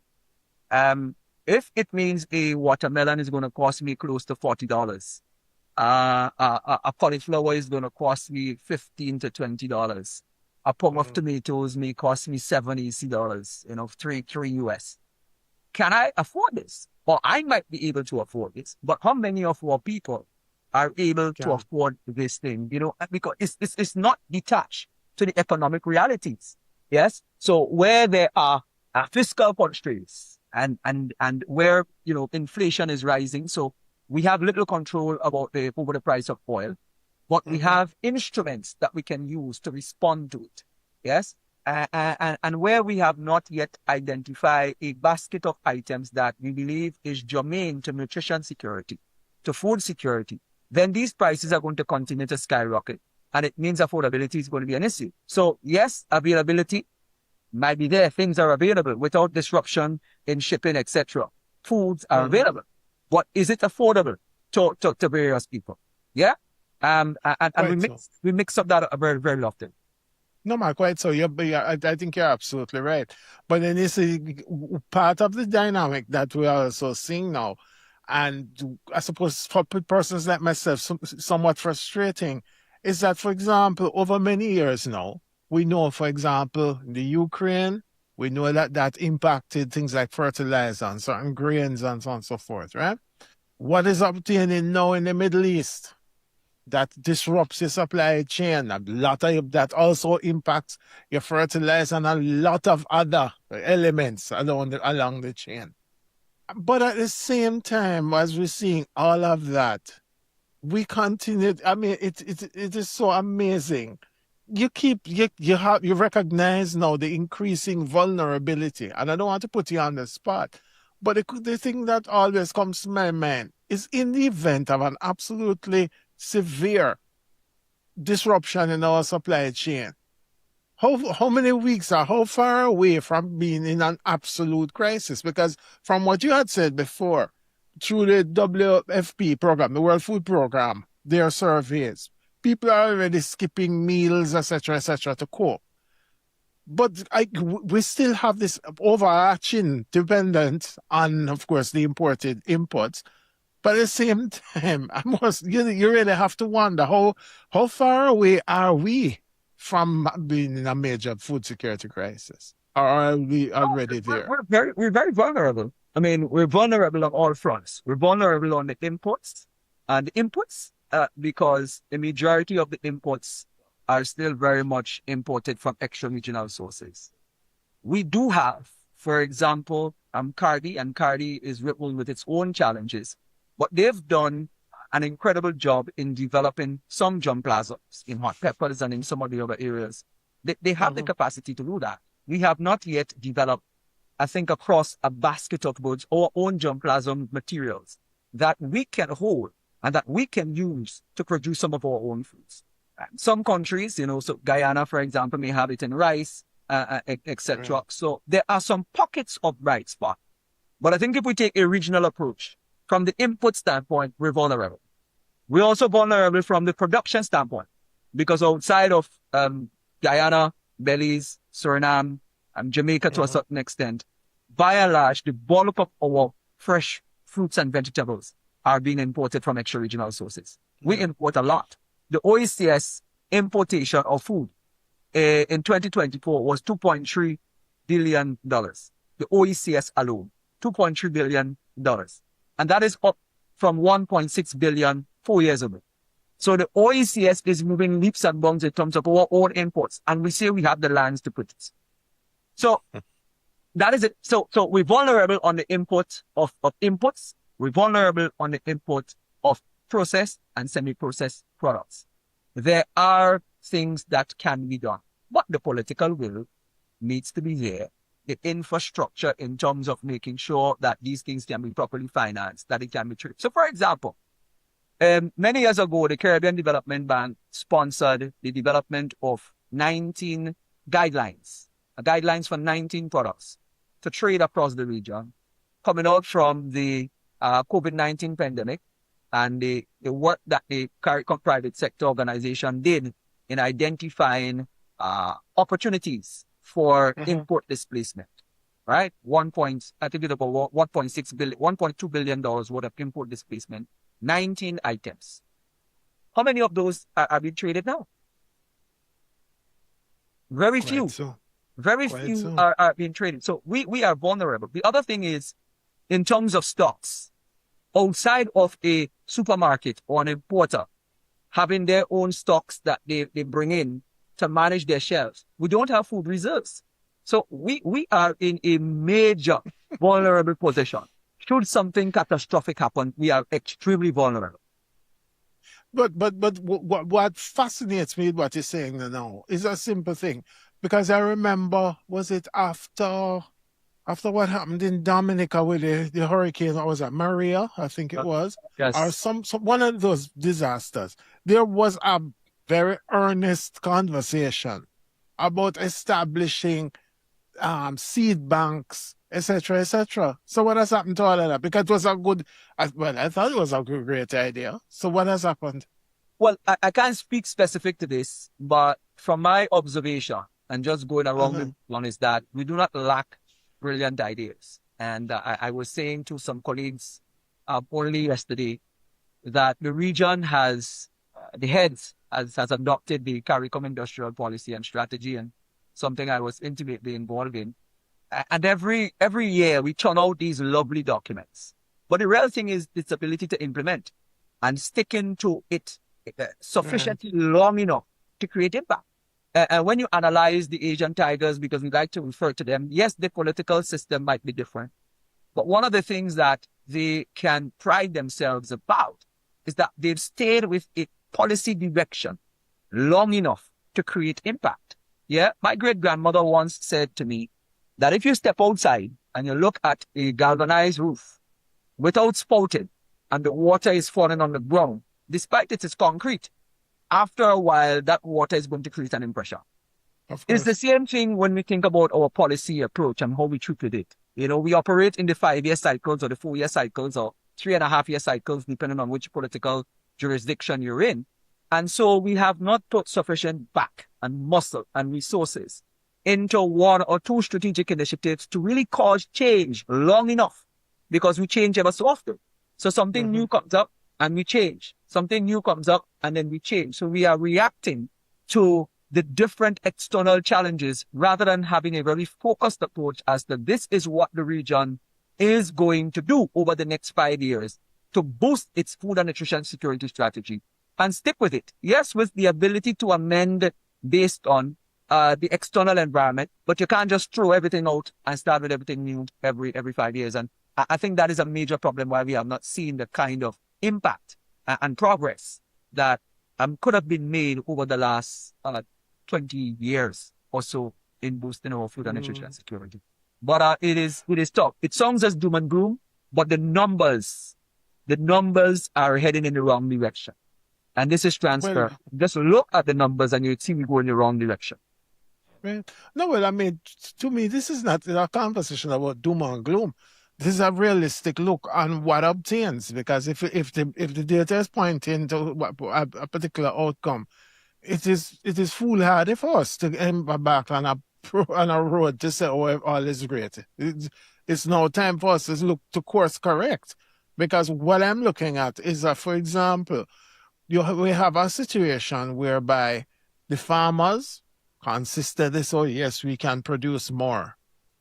However, even when the volumes go up, even when you have times of essential glut, which can speak to another issue about planning and etc., and market intelligence. But when you have periods of glut, there is no appreciable decline in terms of the prices, which is where now the consumers start to complain. Because in a number of instances, you do find that the foreign agricultural produce, believe it or not, is sometimes cheaper than your local stuff. So basically, you're killing your own hand. No, this is true. I mean, I've been into hotel properties, for example, really trying to build this value chain and the opportunity for local supply into the hospitality sector. Right. You know, so I've been investing a substantial amount of time this year, actually, on the ground, meeting with these properties. And sometimes when they show you the books and they show you the price that they're paying landed for imported produce as compared to a local production, it is very difficult for a property that has 500 employees, feeding 300 years, to absorb that huge difference in price. They are running a business that is about providing an experience and not necessarily subsidizing local agriculture. And it comes back to the infrastructure that exists. So a simple question that I asked in a farmer's consultation is that what is the cost of production for you? They don't know. So the fertilizer go up and they simply just and they have to, in most instances, respond to an increase in price. But sometimes a lot of it is speculative, and when it goes up, it stays. So something gets scarce, the price goes up, it stays right there, and in times of plenty, it does not go back down. So the price asymmetry exists, and that as well is disrupting how we can build out some strong value chains, so we can strengthen market linkages. It really requires focused attention. It requires singular thought. It requires the policymakers around the table really moving out from the silos and coming together, the various sectors, to say, how can we make this thing work to make a deposit in our futures, our children's future? Because left unattended, it's not just going to happen by a miracle, it's going to be better. This left unattended, I think it's only going to go downhill. We really do need to take some forward-thinking action, linking, I would say, the different sectors together. And we can start with a few items, a basket of items, to build momentum, to build trust, to build confidence, to build out the ecosystem around a basket of items, 10 items, 15 items, 20 items, whatever. We said this is the region's items. We're going to grow these. We're going to build systems around it. We ensure that the logistics infrastructure, the cold chain, the storage, the financing, the capacity building. I had an experience in Colombia a couple of years ago, went to look at how they organize their coffee value chain. And from the very school, even in the schools, they were teaching their students how to arrange and how to operate with a coffee value chain. They had trained scientists, etc., in coffee. And so the entire ecosystem benefited from knowledge and research, and wasn't just limited to just production. Are we doing the same thing in the region where we are building the value chain with good expertise? Some people could be a good research scientist. They don't necessarily want to plant, but they can solve pathogens and those kind of problems. They can look at how do we use the data and interpret that data to predict, the movement in market prices and production. So there are so many different things that can be done. The use of data and analytics, etc., to boost and strengthen the resilience of the sector. We're not. We're still focusing on distributing 2 seeds here, distributing that bag of fertilizer here, and we call that an investment into the sector. When in truth and in fact, this is the least. It goes far beyond those small handouts. Yeah. No, what you say, as we prepare to wrap this conversation, one of the issues that really we have to always look at is that from a political standpoint, given that a substantial number of the farmers they do not necessarily have a secondary career to shift towards. And therefore, I'm just wondering to what extent, even in 2026, it still obtains that in order to preserve the livelihood of those that remain within the sector, we are sometimes issuing more modern practices that probably would cut the quantum of labor associated, increase the profitability, increase the productivity, but with the political considerations becoming the overarching imperative in that move. Yeah, I think it's an element of both, because I do see food as also a public good, and a human right issue, the right to food. Yeah, I believe that with the right structure, systems, that the existing farmers can produce more with the right introduction of technology that allows the income to be upgraded and can provide them with stability of income. The benefit that, monthly or bi-monthly employees have is that there is predictability of income. So they can smooth out their consumption. They can plan their affairs. With the farmers, by and large, or producers, there isn't that level of predictability of income. And so they go through these cycles. And so their ability to plan their consumption is a challenge. Meeting their home needs is a challenge because you don't know when you're going to get resources. So if we are able to back a system that has the public good element where government play their role, recognizing that the right to food is part of a human right, and then we have the right system, structure, incentive regime, coordination, support, I believe that we can have a system where more people are actually required in the sector to meet the production needs. Yeah. So the existing people can be upgraded, the productivity using technology, etc. But I believe that we will eat, whether we eat local or foreign. We just must eat. So. And so because we must eat, it means that there is a market. It's just who is going to supply that market?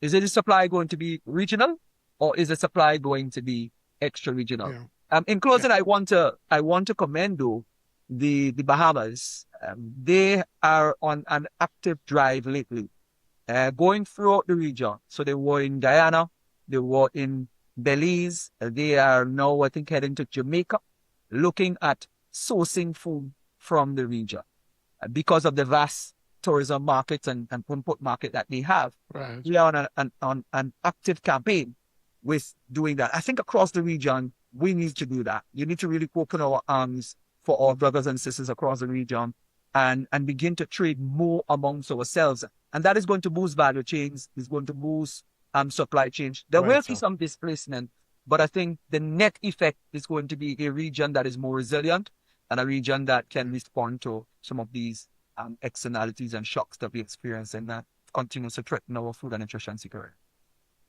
All right, fair enough. And that's where we have to end it, my brother. So thank you very much, Sandiford Edwards, who is a principal consultant at Salil Solutions Consulting Incorporated. Sandiford, I hope you'll become a frequent guest, not just a listener, but a frequent guest on this program, because I do value your expertise and therefore would look forward to your insights. So thank you so much. It's my pleasure. Looking forward to listening myself, critiquing myself, and as well as continuing to listen to the different episodes. And once the opportunity presents itself, I'll be more than happy to contribute to this important conversation across the region. Thank you. Okay, thank you so much.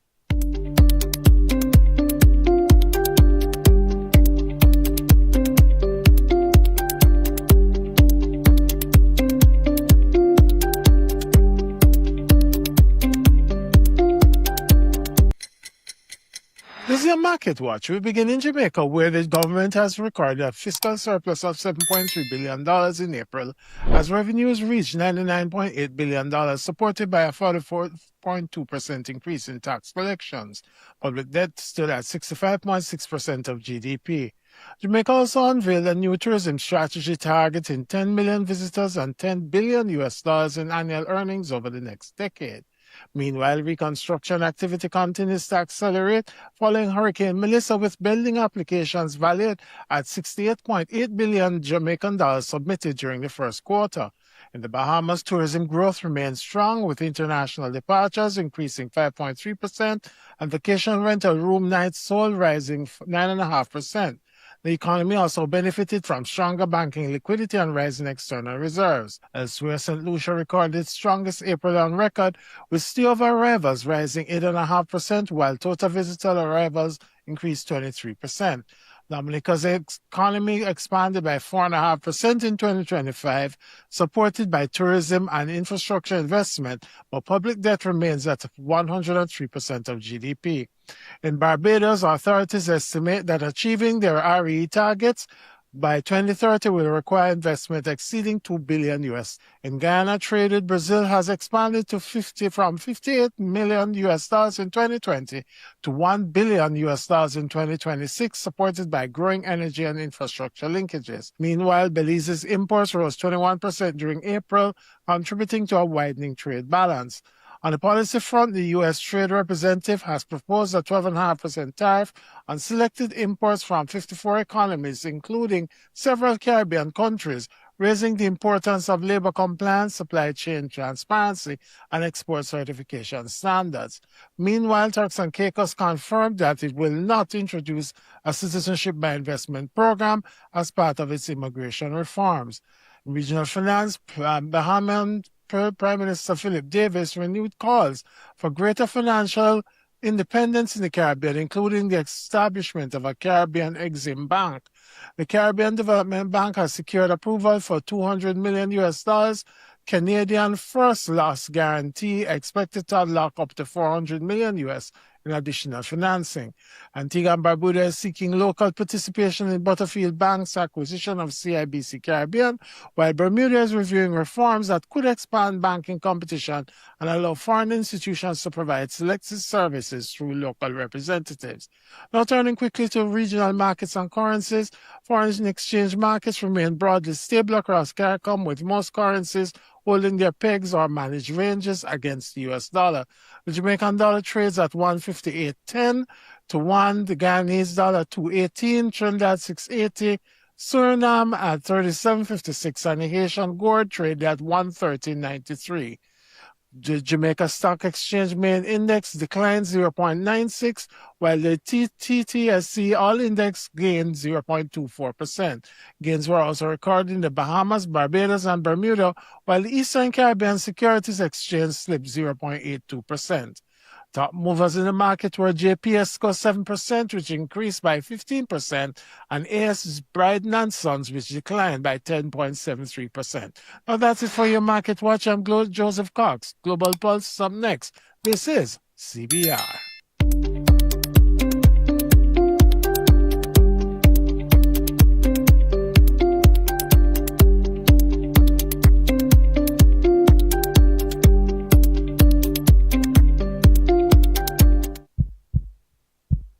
This is a global pulse. In Europe, Eurozone inflation accelerated to 3.2% in May, driven by a 10.9% increase in energy prices, reinforcing expectations of further European Central Bank tightening. The United Kingdom mortgage approvals rose to a 15-month high, but redundancy warnings climbed to their highest level in more than 5 years, signaling growing labor market pressures. Meanwhile, Ireland's GDP contracted 12.1% in the first quarter as a tariff-driven surge in pharmaceutical exports unwound. In the United States, employers added 172,000 jobs in May, while unemployment held steady at 4.3%. Job openings rose to 7.6 million, although hiring activity slowed and technology sector layoffs continued to increase. The U.S. is also proposing new tariffs, including a 12.5% measure targeting selected imports from 54 economies and a separate 25% tariff proposal affecting Brazil. Washington is additionally pushing for a new North American auto rule requiring at least 50% U.S. content in vehicles produced under the USMCA framework. Across Asia, the OECD raised South Korea's growth forecast to 2.6%, supported by strong semiconductor exports and investment. Beijing has also ordered state-owned enterprises to double basic research spending by 2030 and introduce new legal protections for workers beyond retirement age. Singapore was ranked the world's leading country for infrastructure in the latest U.S. News Global rankings. Meanwhile, India's fuel exports fell to a 4-year low as refiners prioritized domestic supply amid Middle East-related disruptions. The Panama Canal Authority is preparing contingency measures for a possible El Niño event later this year, raising concerns about additional pressure on global shipping routes already affected by disruptions in the Strait of Hormuz. Before we close, a quick look at global markets and commodities.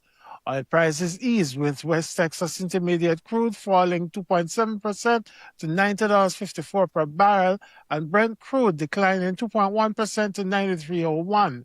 The OPEC basket closed the week at $101.60, down 2.4%. Natural gas also retreated, down 3.2% to $3.23. Global equity markets were broadly weaker. The Nasdaq led losses, falling 4.2%, while the S&P 500 declined 2.6%, and the Dow Jones Industrial Average lost 1.4%. In Europe, the FTSE 100 edged up 0.1%, while Germany's DAX fell 0.8%. Asian markets were also lower, with Japan's Nikkei down 1.3% and Hong Kong's Hang Seng losing 1.2%. Now that's it for your Global Pulse. I'm Joseph Cox, and this is CBR.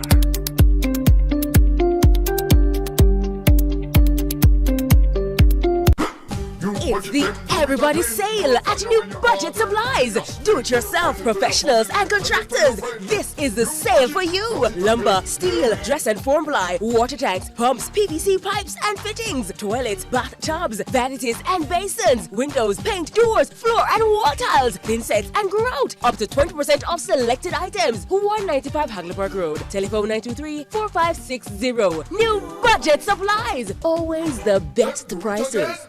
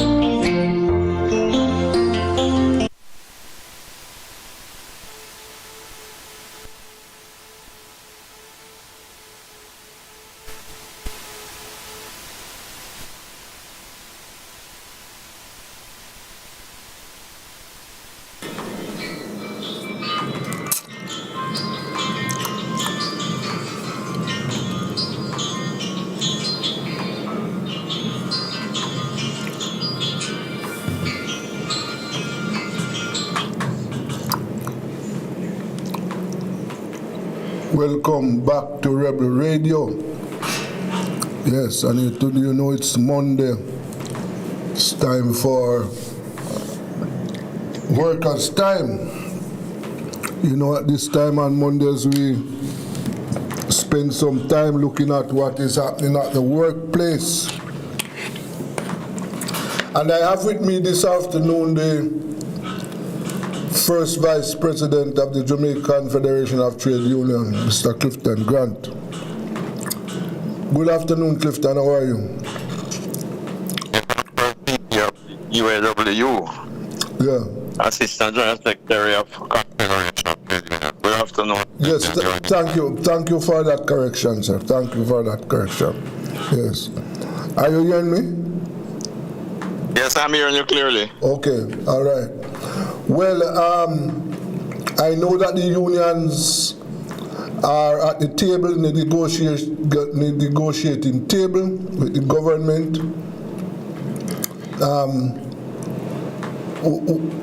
I know that the president is not here, but what is the latest on the negotiation now? Let me just start there. Well, the latest that the Confederation of Trade Union met with the Ministry of Finance a few weeks ago. We put our response to the ministry in writing in terms of the currency requirement and demand of the trade union. And we are waiting on the Ministry of Finance to come back to the bargaining table. And it is over 3 weeks now. So they have given a date as to when they are coming back for when is the next meeting? Well, we should have come back to the table already. But a week or so ago, we heard that the minister was traveling, but that don't stop the should not stop the process, because we are into over a year, or almost 1 year and 4 months now in terms of the contract cycle, and the need is there to bring the negotiation to some conclusion, but apparently the ministry is not seeing the level of urgency required. So we are waiting, and we are hoping that we will call back to the table as early as is possible. But in the meantime, workers must be getting restive, man. Very, very, very, very restive, because in the current environment, and just last week you would have announcement in terms of the increase in traveling, in terms of the taxi and transport fares, and that is having a serious impact on the workers, because 8% already had it, and in the next 2 weeks or so, an additional 8% will be added. And this is coming at the point where the workers' disposable income continues to decrease, because the price of goods and services continues to increase while their wage and salary remain. Boy, I get so far the government has not changed its offer of the 2%, 2 and 3%. Government has not changed its offer on that. Am I right? No, you're correct. The offer on the table from the government so far is that the workers will receive 2% effective April 1st, 2025, an additional 2.5%. April 2026 and 2027, additional 2.5%. That is what on the table from the government. We have said to the government in one certain term that is not acceptable to us. And we have pointed the government to where they have the capacity in the current budget to offer greater than what they put on the table so far. Okay. So the unions are waiting a response from the government on that.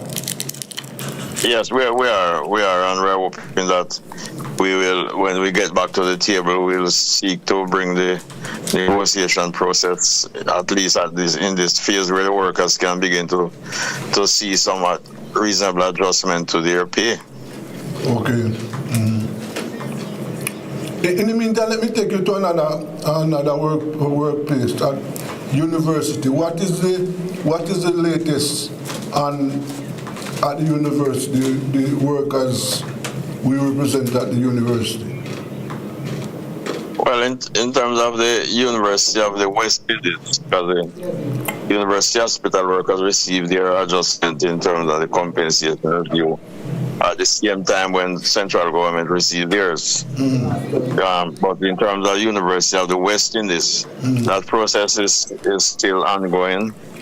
We have received from the university the proposal from the consultant that was engaged to do the university compensation review. And we have given, from the UAW perspective, we have said we have no major problem with the recommendations. There's need for us to ensure that the recommendations are applied in a way that the university workers represented by the UAW in the same salary arrangement as the government. And we're saying that over the years, the workers on the university campus normally receive pay in line with the government, and this compensation review must continue to reflect that. Okay. In fact, we have in our collective agreement a safeguard. We say that if the government of Jamaica have an increase higher than what the university paying, the university has an obligation to go to the government to receive the additional funds to treat with such development, and that is where we stand. But we have met with the university on it 3 or so weeks ago. We have put our proposal, and they have taken it to the government, and the last report received towards the end of last week that they are meeting with the government and they are preparing to come back to us with a proposal in order to advance the process. Yeah. But in the meantime, while they are lingering, the workers from the university is getting very, very anxious. They have waited a very long time. In fact, how we normally negotiate on the campus at the point when government do their adjustment, the university workers will receive an adjustment, because the government insists that whatever happens on the campus, they must sign off on it before the university can do anything. Yes. And therefore, when the compensation review took place on recommendation for central government, we expected to treat the same way. But unfortunately, they didn't include us in that phase. Yes. And they said that in order for us to be included, the consultant that did the government compensation review will have to also look on a pay structure and to make recommendation. That has been done, and we are hoping that we'll get the implementation process in terms of getting the actual money into the hands of the workers as quickly as possible. Yes, yes. At JUTC, what they are, the JUTC workers, they are waiting on the government to respond to the the Confederation of Trade Unions. Yes, that is where we are, because with the central bargaining in the government, there are certain wages and certain benefits are determined centrally by the Confederation and the government, and all the other departments connected to government are guided by that outcome. Yes. From Clifton, from where you sit, I mean, now we are in June, so we are in the middle of the year.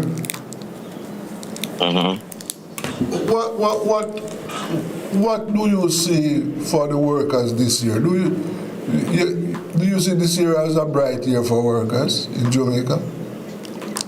Well, I would like to be in that position to say so, but unfortunately not, because we are not seeing the type of of protection being implemented to protect the workers against the rising cost of living. Because once in a while, the official report is saying that inflation within certain border, that is not reflecting the cost of living out there. Every week, workers go to the supermarket. There are different prices, and that is what we're faced, and workers, especially in the government service, not seeing any effort to really treat with their income in an urgent manner in terms of adjustment for them to cope. And so at this point, but you know what happened in the public sector, the private sector employers normally take their cue from it. Yes. So workers overall, both public and private sector, at this point, their future look very, very challenging, and we are hoping that the powers that be, both in the private and the public sector, will recognize that. Yes. And when we see what's happening in terms of the Megamart store in Portmore, that's a reflection of what's going on in the economy. Portmore, the concentration of the population in Portmore is very, very high, and we are supermarket or business place like Megamart can be shut indoor because of the challenge to business. Then it's a reflection of the reduction in the purchasing power of the persons who normally shop there. Yes, of course. Yes. I don't know, but my observation, I observe and detect that business is getting slower. I don't know if you have seen that, or you get any response similar to that from the workplaces. That's my observation out there in terms of when you normally on a mountain or a weekend, the level of activity around the shopping centers and on the road tell a story in terms of whether people are engaged in commercial activity. Yeah. And if you look over the weekends running around the shopping plazas and so forth, then you reflect the low level of traffic, and that is a reflection of the people not engaging in commercial activities in terms of purchasing goods and service, because their disposable income is not there to so engage. Yes. I don't want you to take tales out of school, but at the negotiating table with the government, what kind of response? How you see what do you get from the government? You get a feeling that they are willing to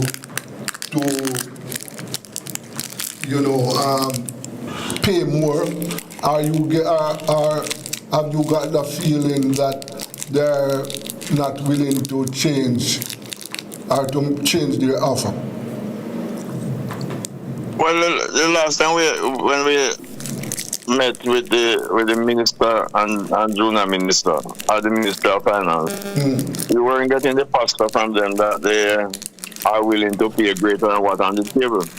That's why we have to point them to the facilities in the budget that put them in a position to pay greater, because there's a $40+ billion in the budget that earmarked for increase and retroactive pay. Yes. And when we ask the government what that is for, they can't explain to us the way we understand it.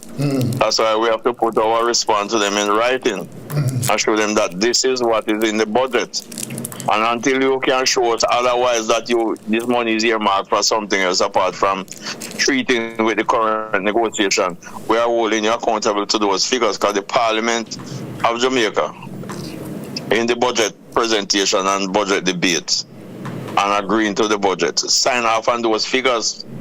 Yes. So if you can't point us to where you're going to spend that money otherwise from treating with the current negotiation between the government and the Confederation, then we are going to hold those figures to demonstrate to you that you have the capacity to pay. We're not asking you to go greater than that at this stage.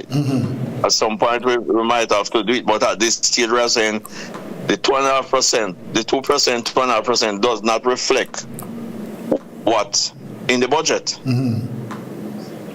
Okay. And we don't want to happen like what happening with the Solidarity Fund and the Middle East Relief Fund, where the funds are there and it don't spend on the people who it is budgeted for. Yes. Well, as you said, your unions are waiting to see what the government is going to do. But yeah, we are definitely waiting on that, and we hoping that the government will see the urgency and recognize that time passing, and when time passes and price moving, the people who are waiting on the process are under more pressure, and therefore we need to put in the energy and the urgency to bring that relief to them, because that relief is out of the salary adjustment. yes. The unions, I have not heard the unions, but how do you, so far have the unions, look at the hurricane rehabilitation program, and so far, what is the union's response? Well, as a Confederation of Trade Unions, we have not sit down and look at that. We reckon and appreciate that this season is on us, and we need to be more prepared than we were prepared last year before the hurricane. But in terms of a Confederation, we have not sit down and focus on that. Our main focus over the last few months was to try and bring the negotiation to some conclusion. Yeah. Okay. But, well, I know that, as I said, the Confederation has not really sit down, but individual unions and members, leaders, union leaders, would have taken note of what is happening because some of their members around the island have been affected by the hurricane. And so far, finish your point. So far, you have observed that money that was given for the victims 6 months after the hurricane, most of that money is sitting there still not spent. And we are very, very disappointed with what really taking place in terms of assistance to the persons who are severely affected. I think you would have gone to the west to see what happening down there. I've gone down there more than once, and some of the I saw when I went, if those conditions still remain, then I have not gone down there for the last month or two, so I can't speak in terms of what actually happened on the ground. But to the extent that the country receive funds, and it is not reaching the people, and where it reaches the people, it is minuscule. Because when somebody lose their roof and you're giving them those type of money, I don't have all the figures, 200,000 or 500,000. 500,000 can't put on the roof on a one bedroom, When you talk about transportation costs and labor costs and material costs, Yes. So even those who have received some funding, that don't really put people in a position to even restore their condition to even 50% of where it was before. So the persons now who are able to put themselves in a position to withstand any form of negative weather is the persons who have the ability to pay the different costs. And what I'm seeing in the general public, in terms of the persons in that region, I don't see the government really take the situation serious. So when I visited Montego Bay about 2.5 weeks ago, and go down into what they call Catherine Hall or something like that. Yes, I see people still under tarpaulin. The weather, what we are seeing now, because over the last few days, we are seeing that change in terms of contrary to the prediction.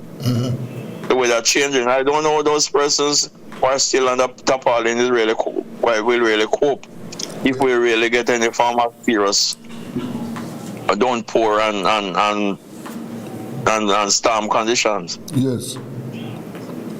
Yes, really. But as in terms of individual unions, we have, in terms of us, and I know other unions, we have tried to do what we can do in terms of assisting our members and beyond our members who were affected. And we are preparing ourselves to, so if we have to intervene, if any such condition comes back, that we will play our part in assisting persons as much as possible. Yes.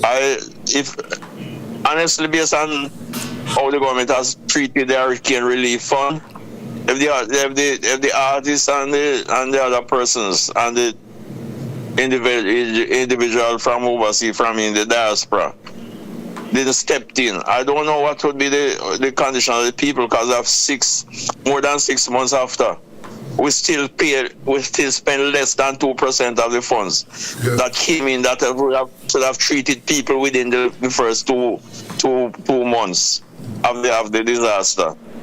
I don't know where the care is for people in this country in terms of leadership, but it is the reports is really showing very poorly. And despite all the spin that want to be put on it, it is not satisfying the people who are down there suffering.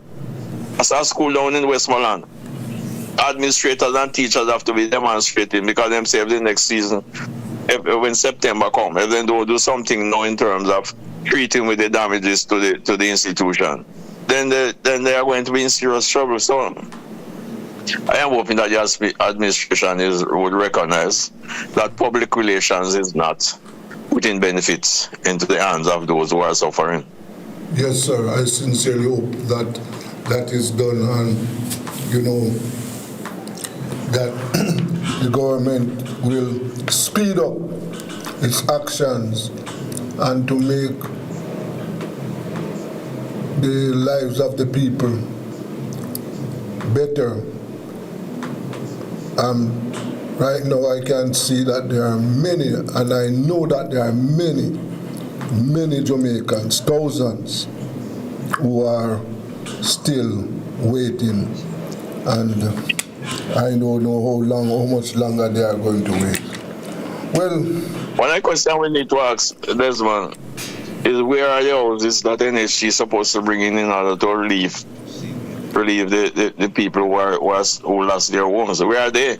Well, we were told that how much 100 houses should be in the country, and by March, and the people will have to start to see the benefits. The last statement I heard from the Prime Minister is that they are going to use the funds that they have for the last 7 months to treat with it. I don't understand the different mixed signal coming out, like we're still searching as to what to be done. I heard from the government, I heard a statement from the government, and I saw them.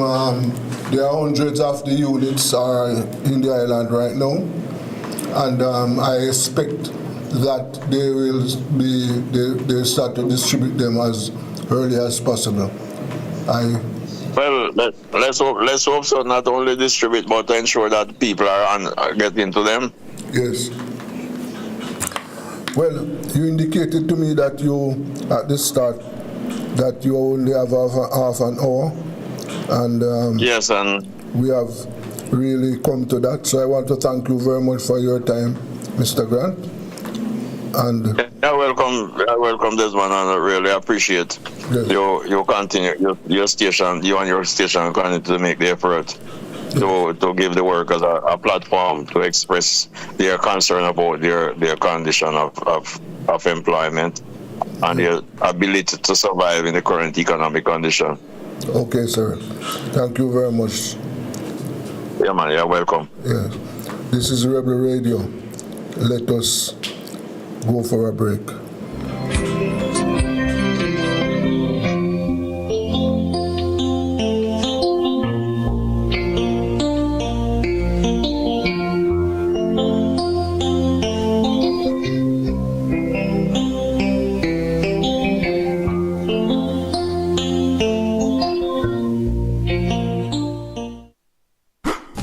It's the Everybody Sale at New Budget Supplies. Do-it-yourself professionals and contractors. This is the sale for you. Lumber, steel, dress and form ply, water tanks, pumps, PVC pipes and fittings, toilets, bathtubs, vanities and basins, windows, paint, doors, floor and wall tiles, thin sets and grout. Up to 20% off selected items. 195 Hagleyburg Road. Telephone 923-4560. New Budget Supplies. Always the best prices.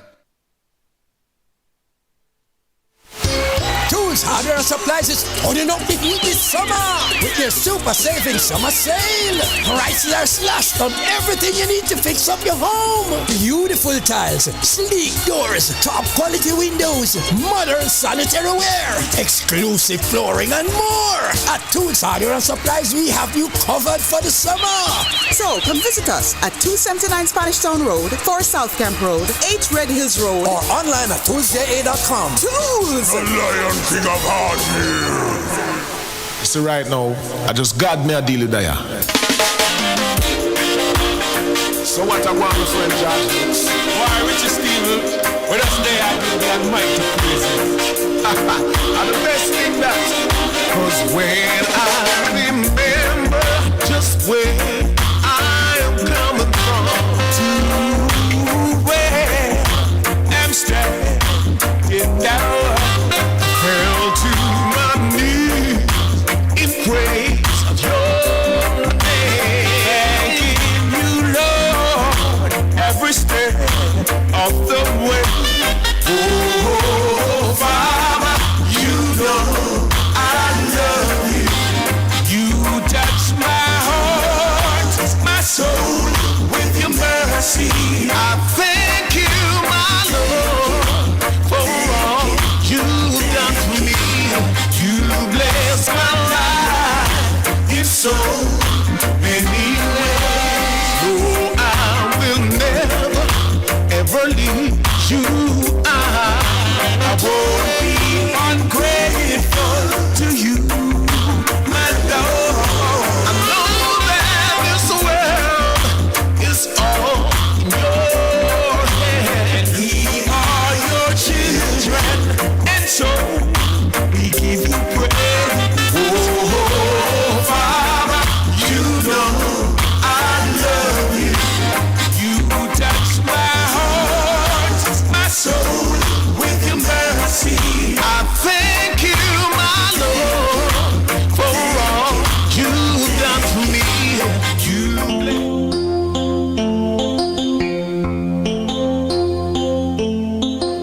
Yes, welcome back. We are going to share an interview with you now with the President of the National Hospitality Workers Union, Mr. Michael Downer. Yes, we want you to listen to him and hear what he's saying about the hotel workers.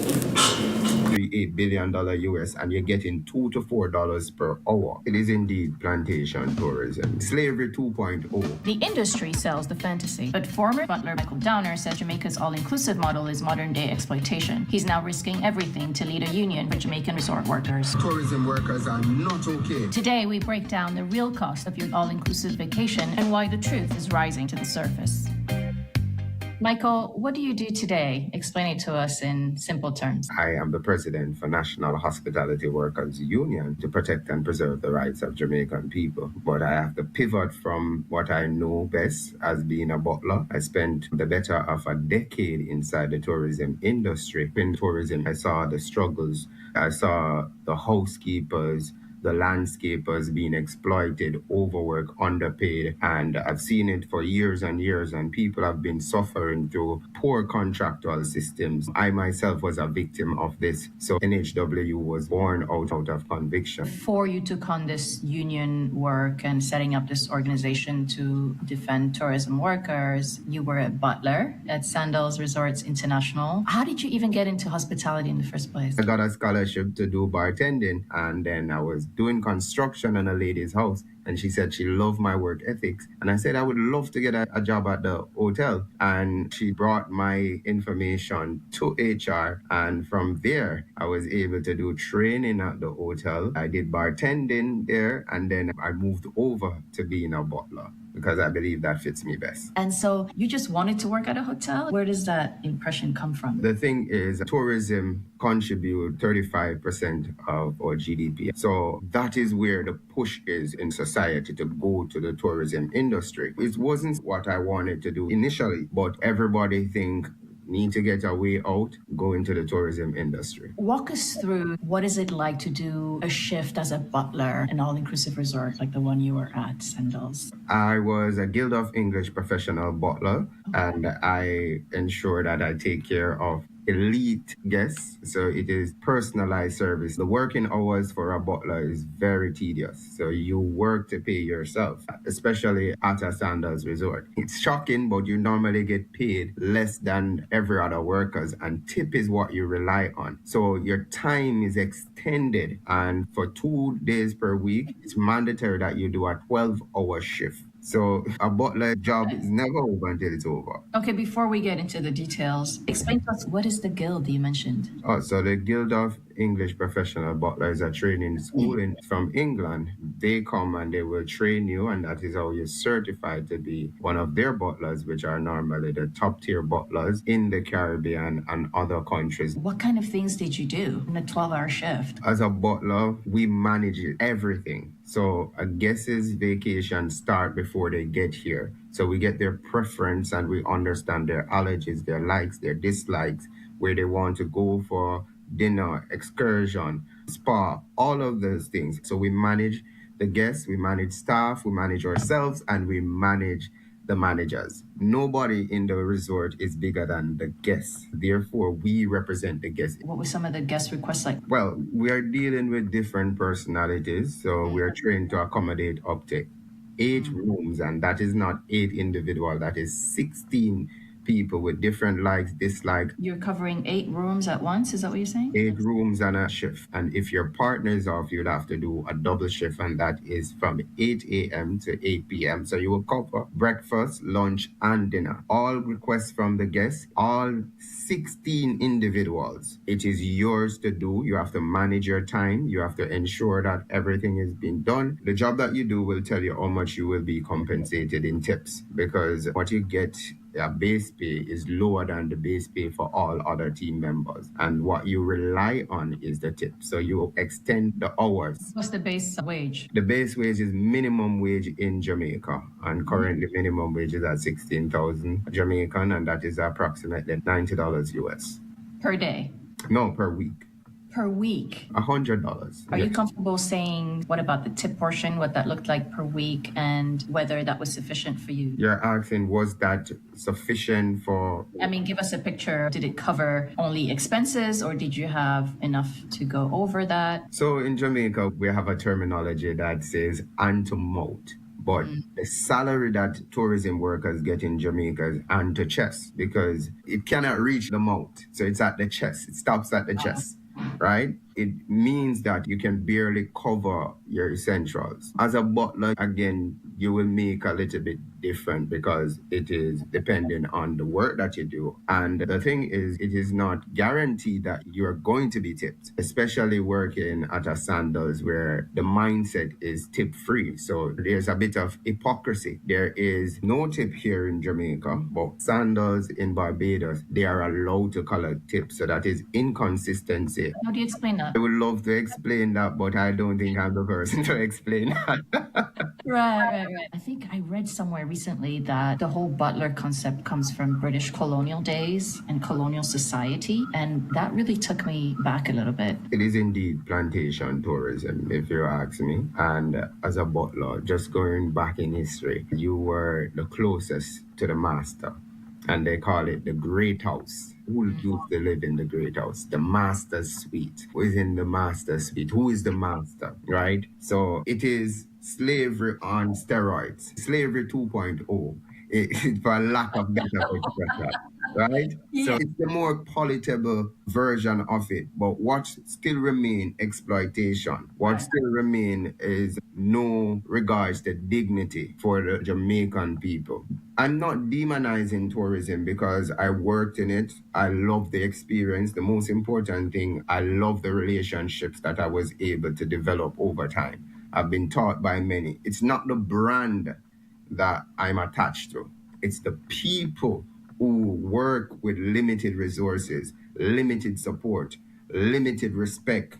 Those people have been contributing years after years after years. And Jamaica was awarded 15 times in a row best resort destination in the Caribbean. But here the hypocrisy and the contrast. We make $4.38 billion US in tourism. Approximately 80% of this leave the country and 10 to 15% go into the government, while the Jamaican people get 10% or less. You're getting $2 to $4 per hour. Why should that continue? Was there a specific moment during that time that you stepped back and said, you know what, something is definitely wrong here. I need to step into this new role and create this union? I think that specific moment came at my last Sandals resort that I worked at. I didn't know how to explain it, but I felt it that time. So I've worked at 3 different Sandals property. The last one that I worked at was the newest built one, a remodeled one. A guest had tipped me. That guest is not a butler guest, however, it's from concierge, but it's somebody who I know and I assist him, and he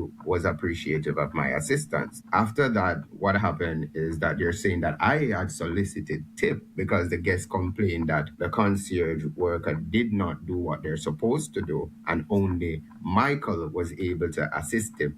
So when they hear that situation, they brought me into a meeting. And bear in mind, I've been with the brand for over 8 years, only been written up once. And the once was when I give a team member a burger because that team member was hungry and didn't get to go to lunch. And I was written up for that because as a butler, you were able to distribute food and such. I took that, right? Sure. But when it comes on to them saying that I was soliciting tip, and I went there and I said, no, I wasn't. And I proved my case to them. And then I told them that I no longer want to be with the brand. And they were saying, give this property a chance and all of that. And I said, no, my dignity and my pride stood there. And that, I believe, was my soft turning point or push towards starting a union, knowing that the Jamaican people's rights must be protected and preserved. And what year you created it? Give us a little bit of an overview. So we want to go back to when we had over 8 different hotels protested in Jamaica. It really was the first time I'd seen that happen in a coordinated manner in the Caribbean. Yeah, and I can name them for you. It was Royal Tennegril, Breathless, Montego Bay, Iberia Star, Round Hill, Royalton, Blue Waters, which I was employed with. Guess what? I was on break at the time when it happened. I went back to work, and when I went there was a staff meeting. Bear in mind, I wasn't a part of the protest. At the meeting, I went there and I spoke to say that the Jamaican tourism product sells itself, right? What is the biggest part of that is the people. And we believe that tourism must benefit also the people of Jamaica. We must have a symbiotic relationship in terms of growth. Not against any hoteliers, but there are changes that can be made and we can come to a middle ground for the staff. Everybody applauded and it was good. And then 2 weeks after, I was given a letter to say that I was terminated from my position. And I went to HR and I asked, on what grounds? What did I do? What rule did I break? And they said to me that they don't have to tell me. And it was just like that. So my ability to provide for myself and my family, my son that is depending on me, my bills that needs to be paid, just cut right there in front of me. And I tried to get employment at another resort, and where I become aware of me being blacklisted. Yeah. Yes. And it caught you blindsided, but a devil's advocate would say you probably would have seen that coming, right? I do understand that sentiment, but I question it. Is it right? Should we continue to accept it that this is the norm, that you cannot have rights within your country? And these people are people who come in your country and treat you poorly. And not just that, they empower managers to oppress their fellow Jamaicans. So why should we maintain that system? That is my question. If it's something is not good, you change it. When the garbage is filled, not describing anybody as garbage, but when the garbage is filled, you take it out. The Jamaican people are fed up and tired of this, right? So this is the reason why there's a need for a union like NHW to express the real concerns of Jamaicans. Hello and welcome. I'm Dr. David Costa, the Dean and CEO here at Robert Kennedy College in Zurich, Switzerland. And I'm here today to introduce the University of Salford online master programs. You can now complete your British master degree entirely online in just 1 year. We offer a number of specializations, including our MSc Business Administration, Project Management, Procurement, Logistics and Supply Chain Management, International Banking and Finance, Human Resource Management, and many others. Would you like to receive some more information? Just request our course catalog and get started today.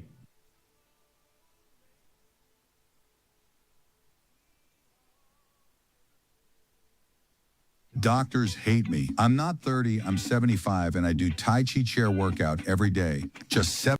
And there wasn't one before? There are several unions in Jamaica that represent tourism workers, namely BITU, Allied Workers Union. But the question is, are they effective and impactful? No. And if they don't have unions that are strong and effective, then you cannot have equity among the team members. And I don't think it is too much of an ask that we live better in our country. Is it grassroots built, the union that you have? I was in Jamaica in December, and one of the things that was top of mind for me as a journalist was what is going to happen to the more than 2,000 resort workers now with these resorts that have closed, particularly the Hyatt range of properties. So what has happened to all of these workers? That's a very good question, and it is indeed a concern of NHW. And I will go back to the first question you asked about recruitment and is it grassroots based? Absolutely, it is. NHW is also partnered with JABEM, Jamaica Beach Birthright Environmental Movement, under the leadership of Dr. Devon Taylor. They have been doing an awesome job in terms of training and coaching and uplifting, empowering the communities about protecting their rights to these beaches so that they can have their livelihood continued and also recreational activities. So yes, we're going on those trips where we're speaking to people as well about their rights as tourism workers. What tourism actually means. Tourism is not these big hotels that creates a utopia that dwindles our culture down to nothing. So you have the food not tasting like it's supposed to. I've lived it, I've seen it. Even the people have been watered down. Yeah, sure. Right? There was a popular social media person that came to Jamaica and they were talking about the food, that the food is not good. And they were getting Jamaican food confused with the hotel food, the commercialized way of preparing our meals. So it goes to show again, it is destroying our culture instead of preserving it. So we are teaching people that is the all-inclusive model, which is plantation tourism. What we are telling people that tourism is an intangible product, that it resides within the person, our Jamaicans, right? The way we speak, the way we eat, the way we behave. And we're empowering them to know that. And when you do take part in the tourism industry, it means that you must be compensated well for your culture and your time and effort. So yeah, we're doing different outreach. We're led by, she was an activist in Boston, Massachusetts, or Vice President Angela Foster. Yes, she had worked with Domestic Allied Workers Union in Boston, Massachusetts. So she understands strategy and training and coaching, and we have been benefiting from that every Thursday. And we are, as we said, gone out to the communities to do the physical training and spread awareness. So we have a steady inflow of persons getting aware to us. So we're building critical relationship to get critical mass. So we're taking it a step at a time. We're here for the long haul and not something just for today and tomorrow. Speaking of Jamaicans being paid their worth, right? What is the average pay that you've seen in your experience at all-inclusive resorts? Not the butlers, but the other folks per hour. We're making in Jamaica and tourism $2 to $4 per hour. And I'm going to put that into context. The number of $4.38 billion which we make in tourism versus Barbados make $1.4 billion in tourism. The kicker is Barbados pay their staff $5 to $8 per hour, and we pay our staff $2 to $4 per hour. So is it wrong for us to call for a better compensation package? Is it wrong for us to call for compensation for overtime? Or is it wrong for us to call for proper contractual agreement and different benefits, whether it be housing and other ways for people to grow and to take the hierarchical positions? There's another scene that I think really encapsulates what's going on with the all-inclusive resort sector. And I keep saying all-inclusive because I want to distinguish, like you said, it's not tourism that's bad. There's a lot of good tourism, great tourism in Jamaica. The locally owned, the small hotels, as well as some of the longtime foreign owners of small hotels that look after their staff. We saw a lot of that in Negril post Melissa. The scene that I'm referring to that we all saw on social media is just as Melissa was heading towards Jamaica. A lot of the resort guests were stuck in all-inclusive resorts and the staff taking care of them in a moment of near national tragedy where they're not able to go home. They're not sure what's going to happen to their home or to their families, but they're staying through the night, taking care of guests, dealing also with a lot of entitled tourists. What were you thinking at that time? Did that sum up anything for you? It paints the reality of how we have been treating our tourism workers. And as we said earlier, over 8 different hotels protested, including Bahia twice, and moving back to what transpired with the Bahia workers after the hurricane. This further highlights there is a huge gap in the contractual system and the treatment of Jamaican people. I must take the time out to thank those team members who risked their life, separated from their family in a very uncertain time. It was unprecedented that we have a Category 5 hurricane. So we want to send major respect for them who stood up for tourism product.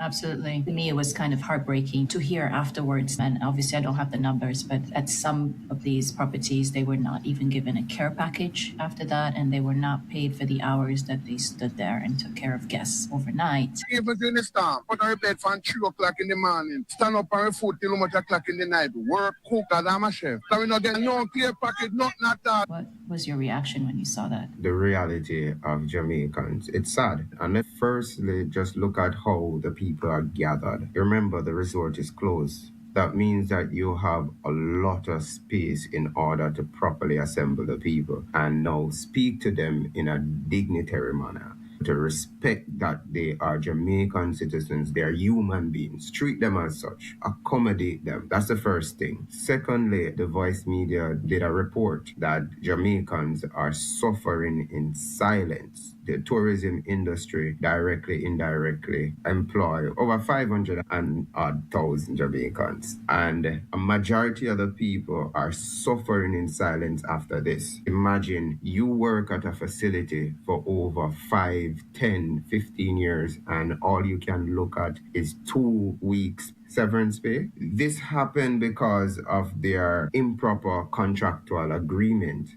And you have outdated laws, the Labor Relation Industrial Dispute Act of 1975. Yeah. If you could explain to us, what are the laws that are allowing this and how is the government allowing this? When you look what came out of the protest of so much different resorts, that should be a warning sign that the red light is flashing, something is wrong. There was no policy change that came from that. And when you look at this situation where the Bahia principal staff was left stranded, it's because of inability of the government and the tourism industry to actually amend the laws to protect the people. First thing, they didn't consult with the people. What are the real issues? How can we fix them?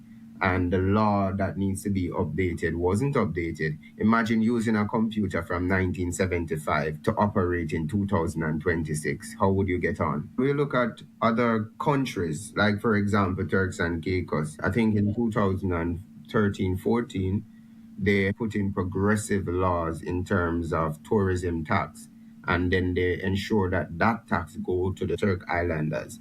Why can't Jamaica, a leading brand in the tourism industry, do innovative plans like these? So most of the workers are contract workers. Can you explain what does that mean to be a contract worker? From our end here in the US, I know what a contract worker is. It means you get less pay, you're not full-time staff. You don't get the same benefits as your coworkers, even though you're doing the same amount of work. You don't get vacation pay. Same thing, but on steroids. What you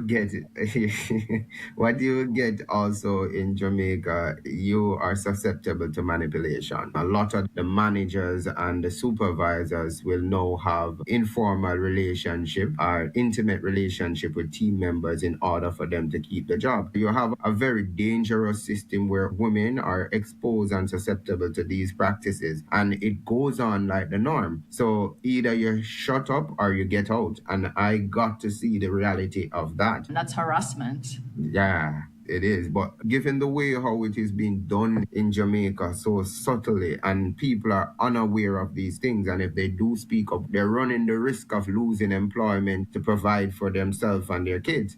And how can they really prove these things, and how can they make a case for themselves in HR, which HR is not, it is all connected and not there for the protection of the staff. It's more there for the protection of these resorts. Of course. HR works for the employer. There you go.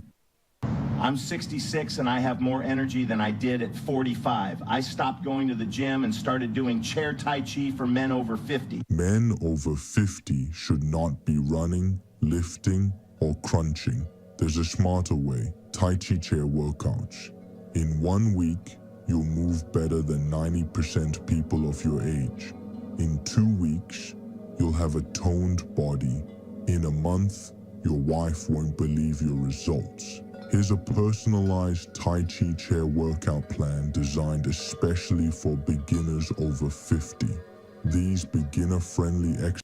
Yeah, HR is pro-employer. That's so true. That's why you need a body that is going to keep everybody in check. So NHW provides that platform, that forum where people can come and speak about how they feel, because it is psychologically draining as well. And a lot of people are suffering in silence. And as a result of poor contractual agreement, these things are piling on people. But it feels like the norm in Jamaica, so you go along with it, not being aware of mental illness and how depression is dragging you down and cheating your family. Another aspect that I think is not talked about often, what is the contrast between where the workers are employed and where they live? They power the tourism industry, and it feels like it's not just government also that's ignoring all of that, it's also the tourists. The thing about that, we have housekeepers cleaning suites, and then they're going home to bitter situation. So they're cleaning these luxurious suites, and when they go home, they have to push a zinc in order to get into their houses.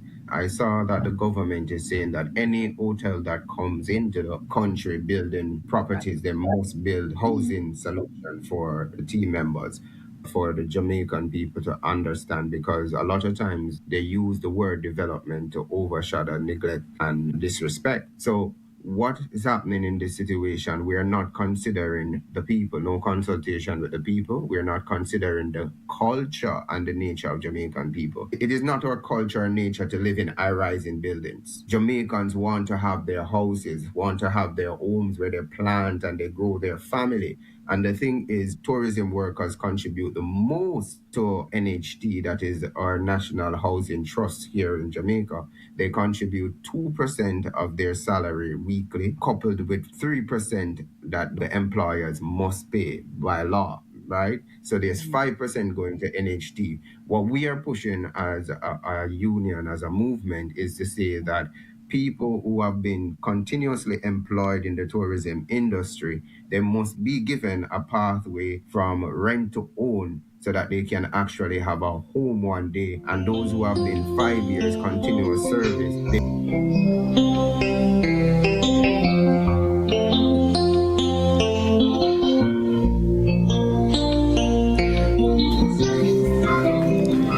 well. You know, we will have to show you the balance of that video there, but it is dealing with the hospitality industry. That's the end of workers' time for today. Yes, and as you know, we pay attention to the workplace on Mondays at 4 o'clock. Until next week, this is Rebel Radio. Let's go for a break.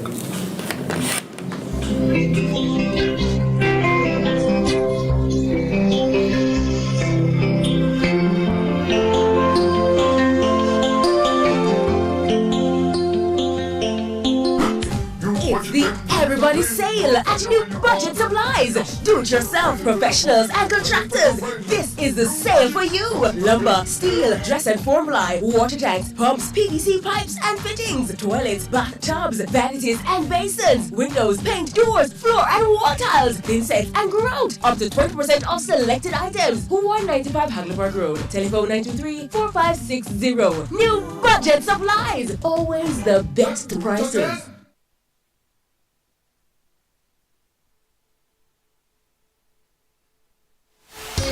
Tools, hardware, and supplies is turning up the heat this summer with your super saving summer sale. Prices are slashed on everything you need to fix up your home. Beautiful tiles, sleek doors, top quality windows, modern sanitary ware, exclusive flooring, and more. At Tools, hardware, and supplies, we have you covered for the summer. So come visit us at 279 Spanish Town Road, 4 South Camp Road, 8 Red Hills Road, or online at toolsja.com. Tools! The Lion King of Hardware.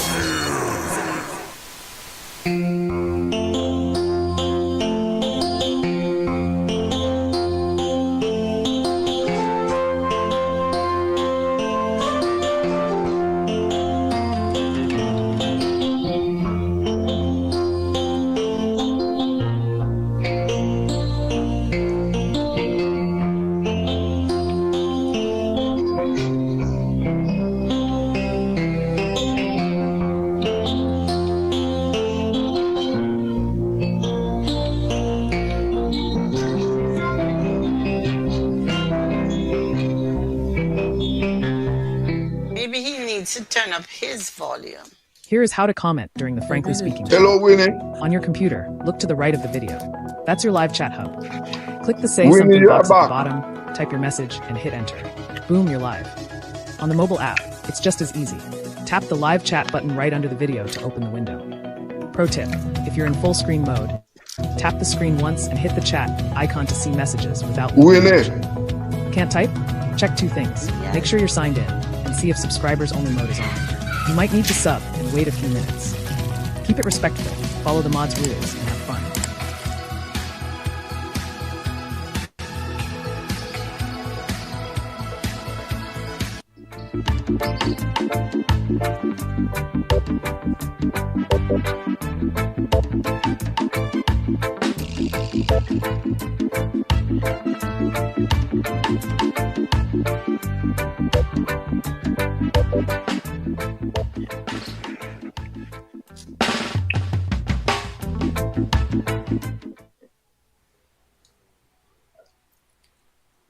An incident that outraged the nation, the shooting death of Latoya Bulgin, also called Buju, was back in the news and rubbing raw emotions last week after the policeman involved was charged with murder.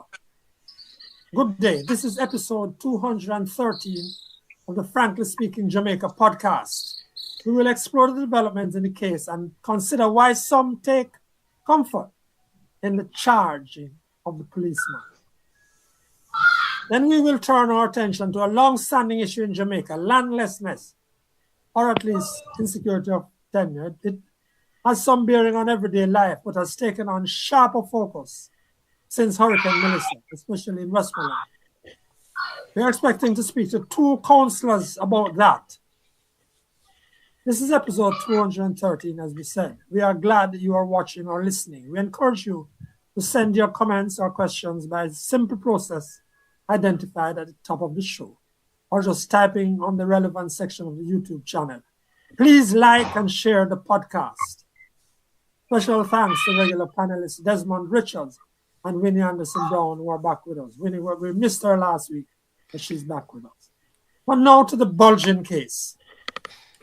We welcome Owen Dave Allen, Justice Advocate and Executive Director of the Granville Peace, Justice and Resource Development Foundation. Mr. Allen is a well-known social activist for peace and justice and land issues even, all sorts of issues. And he has been close to this case and he's very familiar with Granville.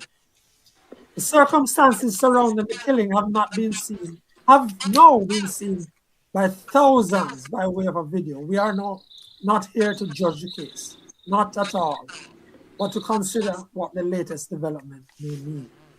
Here's Winnie Anderson Brown with a part of the release issued by Indicom on Wednesday, June 3.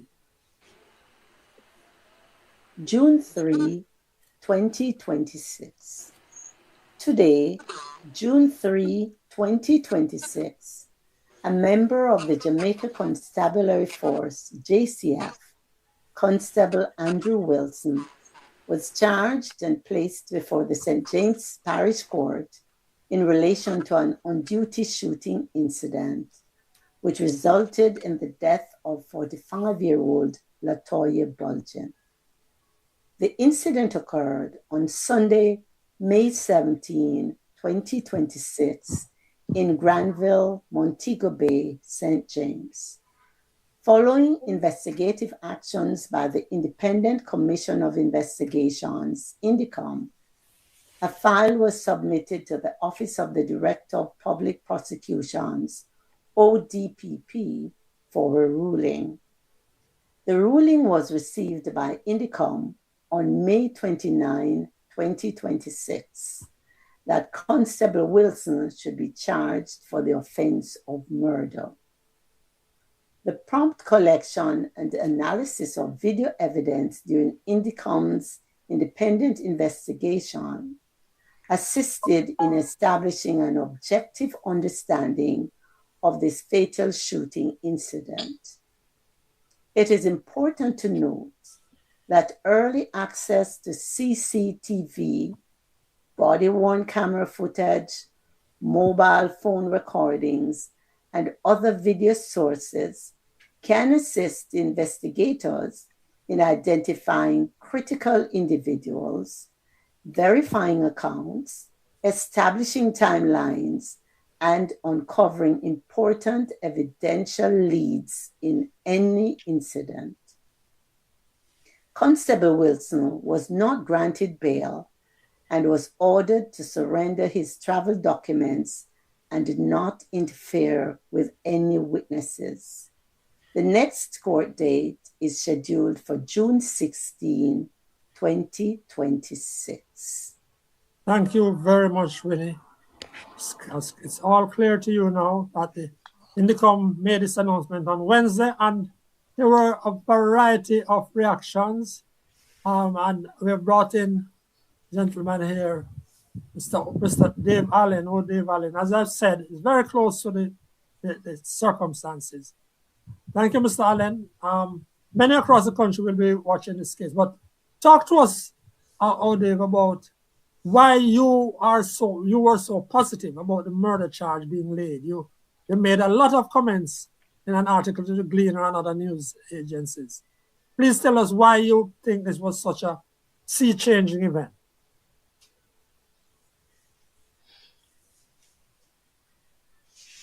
Is he hearing us? We're not hearing you, Dave. I think you might be muted. Your volume could be a little higher. But good evening to you and your listeners. Yes. I see the charges leveled against Constable Wilson June as a very 3, positive step 2026. in the whole criminal justice system. The Granville Peace, Justice and Resource Development Foundation have been monitoring crime, police shooting in the Granville community since 2005. You know that we have a troubled past where we have up to 40 murders per year in the Granville Police Division. We have about 7 cases which we consider to be questionable cases that were brought to their attention, firstly to BSI, before Bureau of Indicom Special came into Investigations. That was the former police unit that investigated. oversight, yes. Yes. After which Indicom came into being, and we submitted, I think, about another 6 cases to them. We were never satisfied with the outcome of those cases. One case went before the magistrate, which was dismissed. So, to us, it is a new day dawning for policing in not only Granville, but in Jamaica. And I think what we need to do is to turn tragedy into transformation. But I can't understand that hyperbolic statement, though, Dave. Policeman gets charged in an incident which was out in the open, right before everybody.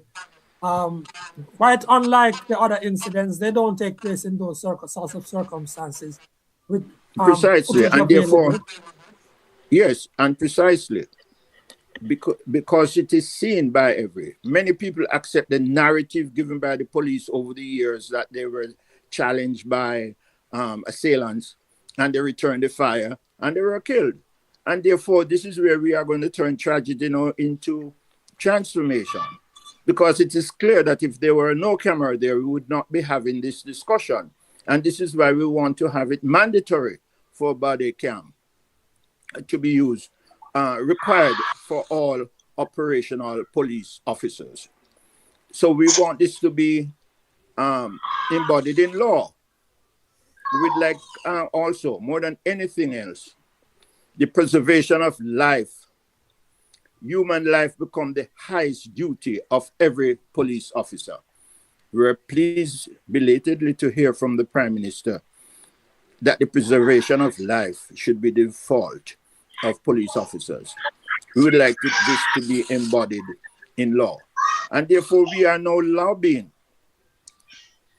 While we are happy, and I want to pause to say, I want to congratulate the people of Granville for standing up for justice. Had it not been for their valiant effort in terms of blocking road, burning tires, it would not have been brought to national attention to the extent that overseas have put pressure on the Jamaican government. Hence, we see such an action taken. So I'd like firstly to thank the Granville people for standing up for justice, and all those non-government organizations and human rights advocates all over the world for standing with Buju in this case. And had it not been for that careless camera there, as I said before, we would not be having this conversation. So by and that saying is that, why, it and that is is, positive, and that is why I'm saying, Mr. Allen, that you said in your letter, which was widely circulated, it is a watershed day for policing, accountability, and the use of force in Jamaica. I can't understand the leaps that took you to that position. the very act of this policeman Wilson being arrested, do you think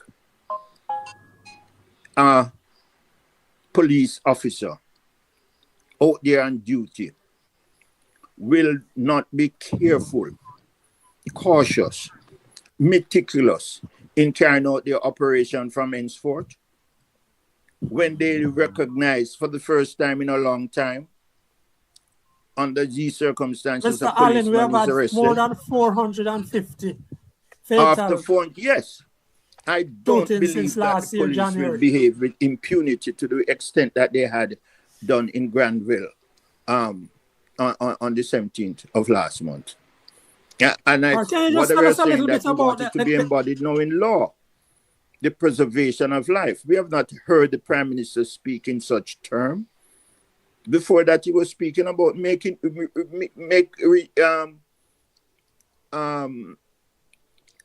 your maker. Meeting your Even maker, in his yes. language, it has changed. That atmosphere, that enabling language of the political directorate has now shifted. So I'm saying this is a watershed moment. We have to make it so as citizens, as civil society organization. We have to insist that police wear body cam so that we will not have to question police evidence in the future. it is there in bold in film. And this is why I'm saying that it is a watershed movement. We cannot allow this crisis to be wasted. I want to interject here because I don't want us to speak as if there was no alternative to meeting your maker. Once you talk about meeting the maker, the other option that people have should be on the table as well. He gave two options that people should select from. I'm not judging this statement that was made, but just to be fair, the Prime Minister did not just speak about meeting maker. There were two options. So I think it's fair to name the two. If you name certainly, one. but how many citizens have been brought before the court in recent years? They have taken the second option. They were emboldened not only by the Prime Minister's statement, but by the statement of the Minister of National Security and Justice. That's not in dispute. What I'm saying is that when we speak, it is important to name the two options and not just one, just for completeness. When you make the statement, give both and not just one. I'll concede that point, madam. That's but all. What I'm saying is that the police were so emboldened to the extent that in broad daylight, in a demonstration, they could so blatantly shoot a woman like that. They have nothing to do with the first option that was available to them to investigate. In Jamaica, over the several decades, not just May 17. What has been happening is that the Jamaican state has sanctioned extrajudicial killing by the police. This is what the Prime Minister said is nothing new. Remember, Prime Ministers before him have made statements sanctioning the killings. Now, what as you pointed out, the reason why we are having this discussion now is the fact that a camera was in place to capture the action. If there were no camera, the police version would stand up. And over the years, we know that citizens have been challenging the police statements and shootouts. And that is why we are asking for police to be equipped with body cams. I must point out that I saw a video in St. Elizabeth where the Prime Minister was touring and speaking to cops, and cops there were armed with body cameras.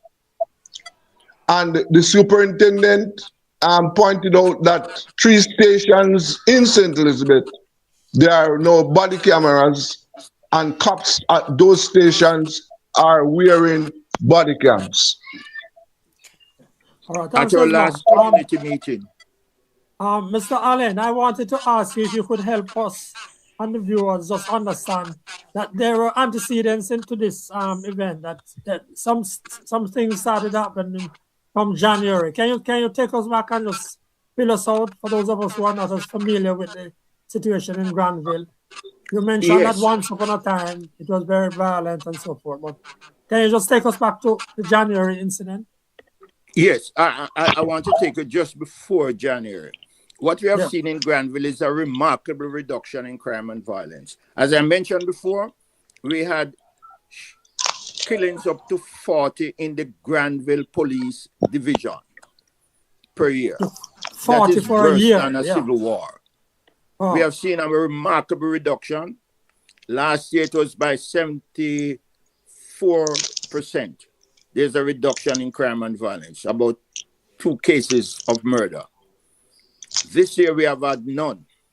We have seen this movement from 40 to 2 to none. So the only shooting we have had, killing, is through the police. We do not see the proportionality for the police to be using lethal force in the community of Granville when we are now on a growth path. We are now deflecting from the recent past to growth and development. And therefore, and we have not heard from the investigators in those cases where a 4-year-old boy was shot and killed while he was in bed. We were told that a 17-year-old and a 24-year-old attacked the soldiers on New Year's Eve night after they were doing gun salute. On the Mother's Day, another 17-year-old was shot and killed. We were told that this young man had his hands in the air, pleading for his life when he was shot and killed. We were told by the police, we did not have a camera to confirm that, but eyewitness told us that there were no guns. He had no gun, but let us say he had a gun. He has his hands in the air. If you are truly concerned about crime suppression, you'd want to know where a 17-year-old child have a gun. Where did he get the gun from? You should go to the source. I think this is what a responsible police officer should have done if their life was not threatened. And to all account, that officer's life was not threatened. Where are those investigators? Have people been supporting the efforts of Indicom to get information on those cases, all of those cases? And in the case of the 4-year-old, can you remind us, it's very good, my man, how we know that the security forces were involved with that one?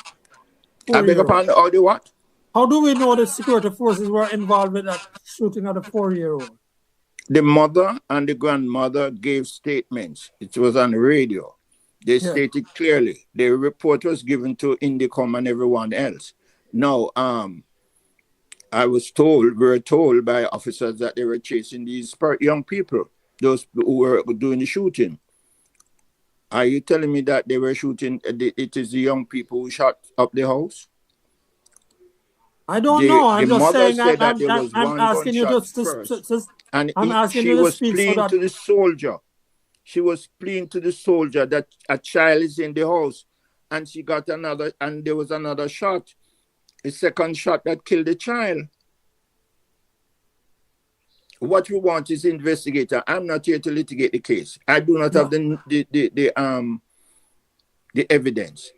But I'm asking you if the people who are reporting.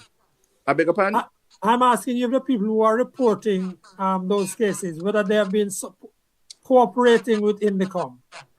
They have been cooperating with Indicom. Okay. There's a mother that was in the house and the grandmother that was in the house. They have given statement. The fact, though, is that people are afraid of the police. One of the reasons why Indicom, I'm not saying that they are not sincere in their efforts, but one of the shortcomings is that they do not have people coming forward to give statement because they are intimidated and are afraid of the police. The police have taken on awesome powers. If you are going to have a fundraising effort, a street dance or anything, a dance or even a dead yard, you need to get the police permission to do so. Those are some of the issues that intimidate people from coming forward.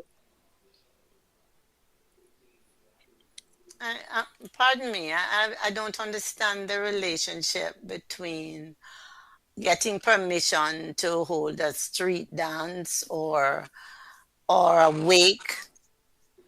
I don't understand the connection. In a recent demonstration, Senior Superintendent Aaron Samuels made it clear that I'm not going to give you permissions if you continue your demonstration, blocking roads. Oh. Okay? Oh, I understand the connection now. Yes. I And don't even think because they have such awesome power, people will take care not to offend the police because they know they have to go to them at a later stage for permissions. The police I is don't taking think on too much power. I don't think anything is going to come out of those other shootings in Granville. The police version has dominated the news already, and there is no independent evidence available to challenge. In other words, there were no cameras available at those other three incidents. I'm not too sure about that, Well, I am putting my neck on the block that in those cases, nothing is going to come out of them.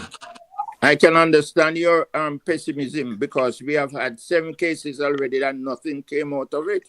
2 young men were coming from their workplace at Holiday Inn at the time, and it was alleged that they fired shot at the police. The police found a gun later. I know the history, I know the narrative, I know the position, but let us wait and see. Let us wait and see. But Mr. Allen, we have. I want to go back to your numbers in Granville. You said that the numbers had gone up to 40. Yes. Killing in one police division, one area, one police division beyond Granville, and it has come down significantly. Couldn't the police claim that they're tough policing, which might include police shooting people who are criminals or people who are attached to criminal organizations and so on? Couldn't the police claim that that is what has helped to drag down the numbers so that this year you have had any killing so far in the division? Yes, the police will say that, I'm sure. But I'd like them to give me some empirical evidence to show what specific actions they have taken in Granville area. I've seen where they have Zoso in Mount Salem. They have had Zoso in Norwood. And yet we have seen high levels of crime in those shooting in those areas. So what's Granville is responsible without for a police Granville station. Granville has been without a police station for the past 5 years. Now, when crime goes down, they do not attribute it to our efforts in the community, informal counseling and guidance. We have had several restorative justice activities. We have had mediation on all sorts of informal ways. People have been shot and killed. Some run away. Some have gone through this southern border. Those are certain factors that has led to that. Can the police tell me what specific activities they have taken in Granville? I've seen where they have taken out no dons. Where are the dons that they have removed from Granville? Where are the gangs that they have interrupted? So you are saying the people of Granville have come around to handling the crime themselves, to handling the reduction in crime? I am saying that the people of Granville, even former crime producers, have assisted in this process. All right. Tell me something. How is Miss Bulgin's family? How have they been handling things? That's another issue that I would like to address. When the police have some activities, we do not see the victim support unit coming around to give the sort of counseling that is required. I think that a protocol should be established that whether it's police shooting or whatever, victims are victims. People should be given counseling through these agencies. That they need to strengthen the victim support unit. And the church itself can play a very important role. We in the community are first responders. We know that these agencies are hard pressed, but maybe we should be training deacon and deaconesses to be first responders so that we can respond to issues, tragedies of this nature. So I don't think that they're doing a very good job. Her family, she had smaller children as well. No, she had two sons. One is about 24, the other is 22. As a matter of fact, I think they were born in England. As a matter of fact, they came here as a young child, as young children. The younger one is not taking it so well, but sometimes these things are masked. I need professional assistance, professional counseling to deal with this trauma, because it can manifest itself in ways that is detrimental to the society. Yes, even for members of the community. But you're saying there's been none of that. I beg your pardon. No, we have approached the victim support unit, and they're asking that the young people should come down to their offices. I think a better solution would be for the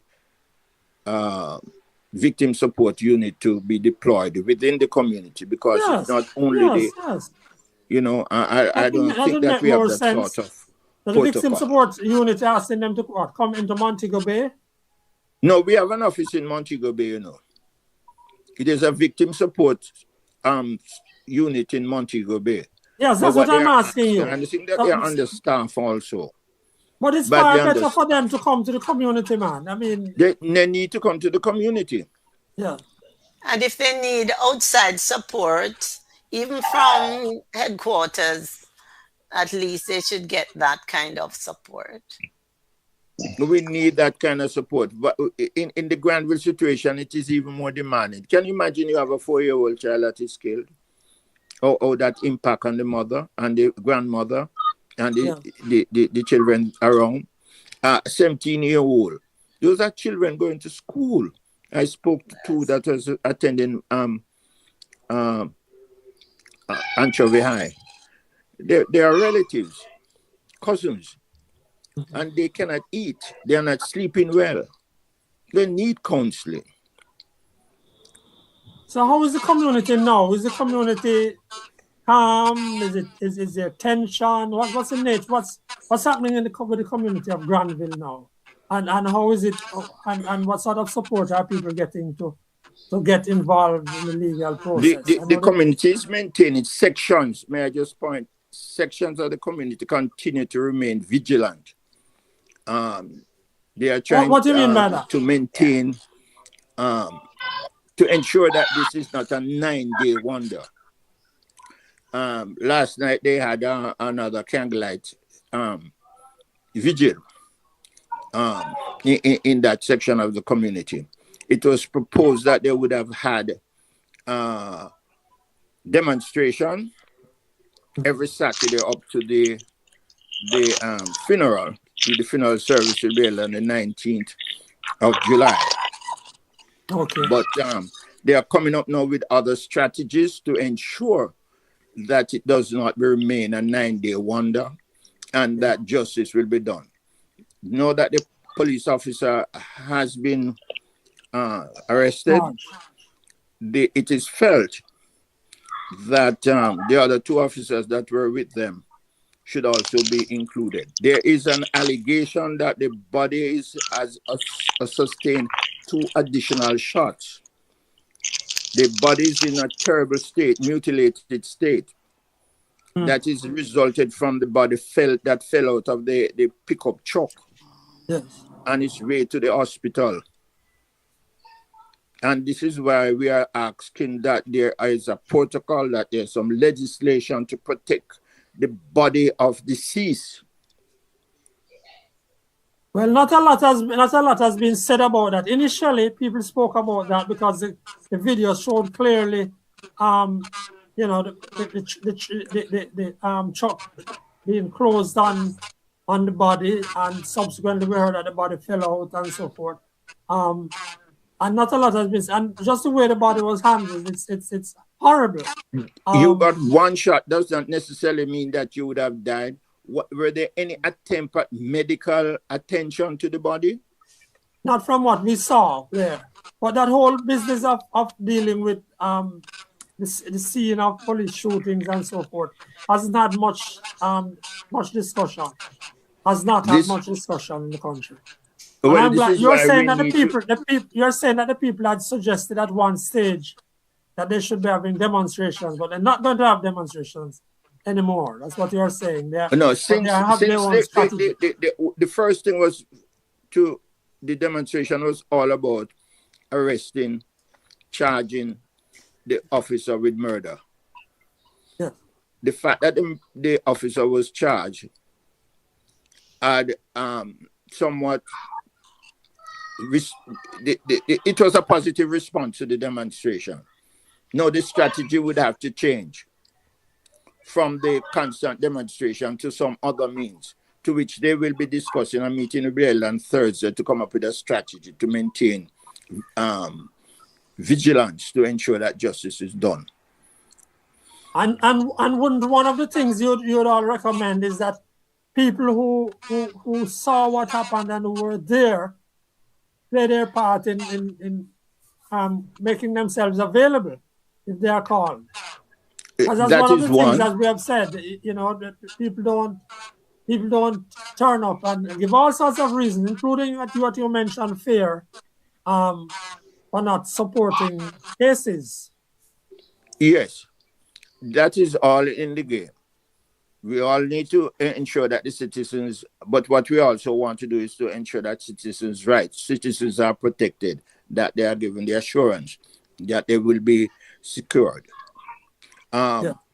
Let's bring in the viewers now. The first one I will read is checking in from Owen Allen. That was the first one we had. Then good afternoon from Rubian Forbes. And now there's another. If the leader of a country goes on a public platform and says, meet your judge or meet your maker, what signal does that send to the security forces? Daily Discipline Walk is asking that.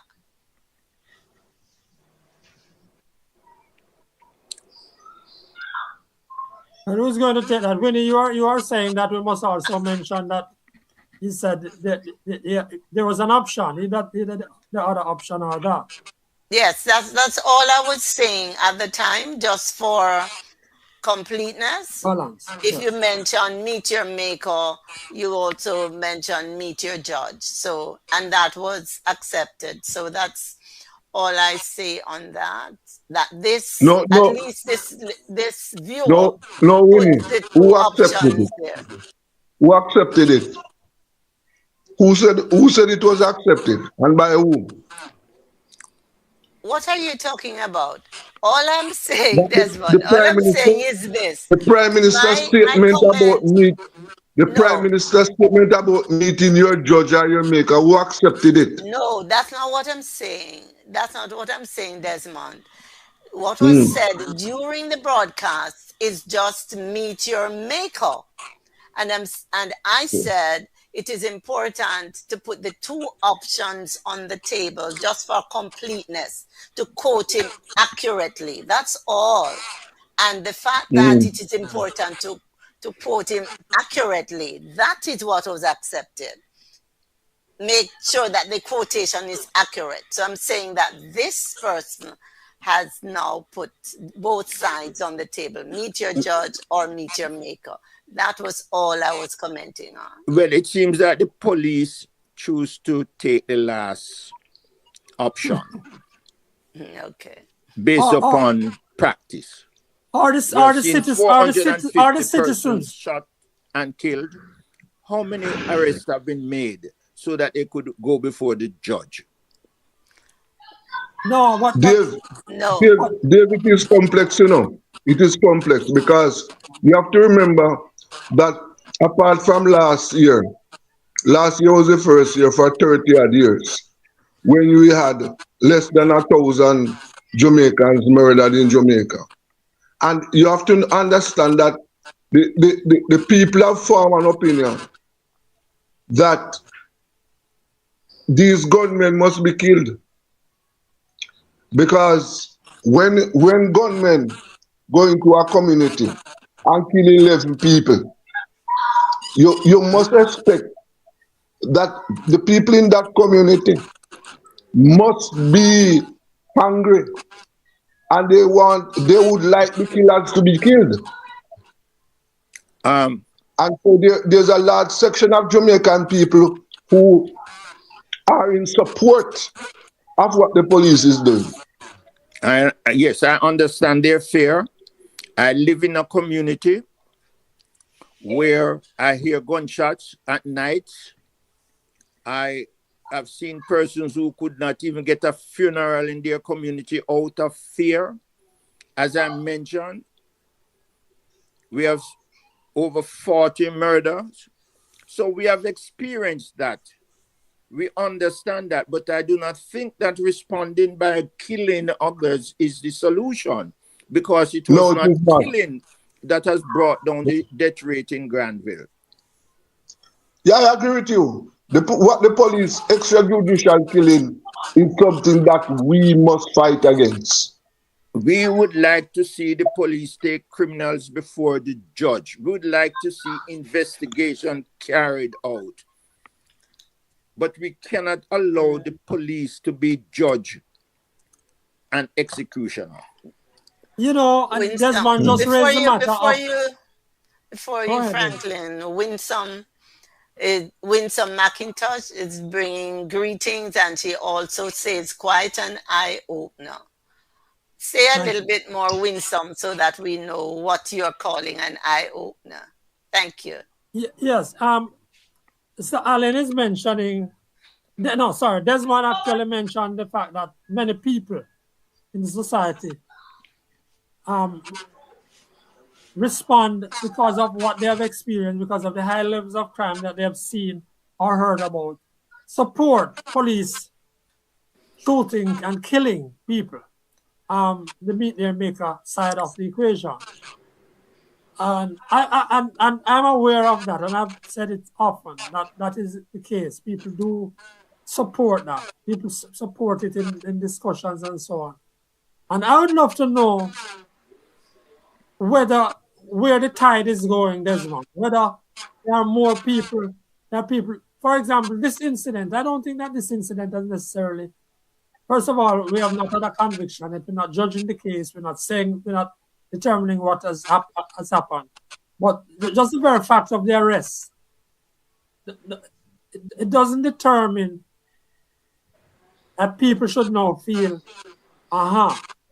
they're pushing back against police killings. I don't think that and that's why I question where Dave is saying this significant sea change that he sees out of this one action. So I would love to really have a greater understanding, because we haven't had in the government, surely, they've mentioned the Prime Minister talking about sanctity of life and so forth. But we haven't had a clear statements saying what the police are supposed to be out there to do. The fact that we are wanting to fight crime, but that these numbers are upsetting. These numbers, 400 odd since last year, January, Jamaican men mainly, have been shot and killed by the security forces. It's an upsetting number. Yes, but as I said before, that the evidence is in front of us. The Jamaican state has that said so, But actions speak louder than words. Over the years, we must remember that police killings is not new to Jamaica. And over the years, have you heard anything from the state against these killings, condemning these killings? I cannot recall the state coming out against extrajudicial killings, right? No, the state benefit from extrajudicial killing. Are you saying that all the police killings are extrajudicial killings? Are we saying that in none of these instances, when I have a challenge with just counting the numbers.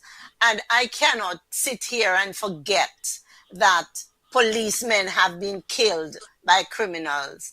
I'm not comparing the numbers now, but I'm saying it is dangerous, and it is important to remember that policemen have lost their lives as well from criminals. So it is not always that people who are alleged to be criminals are killed by the police and the police walk free. It's not usual. It's not always like that. There's some horrible incidents that I can recall with Superintendent Clooney. He was not the only one that lost his life then. So I think it's important for us to remember these things when we talk. And we Very sympathize with valuable. policemen who lost their lives in the course of duty. But those are exceptional cases. What you're talking about, a general practice of crime suppression. And each one should be condemned, Mr. Allen. We should acknowledge that each one of those exceptional circumstances should be condemned. Should be condemned. Yes. We condemn it. What we want is the sanctity to preserve the sanctity of life. Of everyone's We do not life. want criminals. We do not want criminals to continue to wreak mayhem on the society. Neither, but we have to hold police at a higher standard. It's than not criminals. I'm sorry, it's not either or. I also recall another incident when this man went to a police station, asked for water, and when the officer, anybody else remembers this policeman who was giving water to this man, and he was shot and killed, and then they went outside and shot someone at the phone booth. No, I don't. Well, I don't remember, but I think that most Jamaicans will agree with this. That it doesn't matter who you are. If you take up guns against the state, you will pay the price. Right? I think that most Jamaicans will agree with that. Nobody's mourning for. Nobody's mourning. Desmond, I don't know why I call it against the state, because it can be just considered against a policeman who's coming for you, or it's after you. The police represent the state.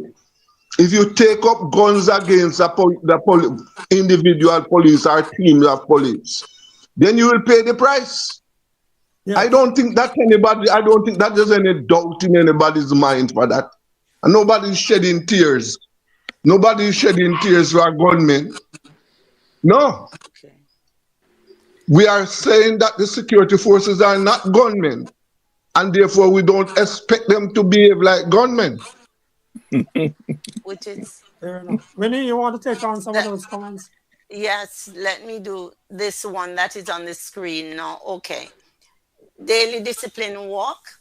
Let's be clear. More Jamaicans have been murdered under this administration than under any other administration in this country's history.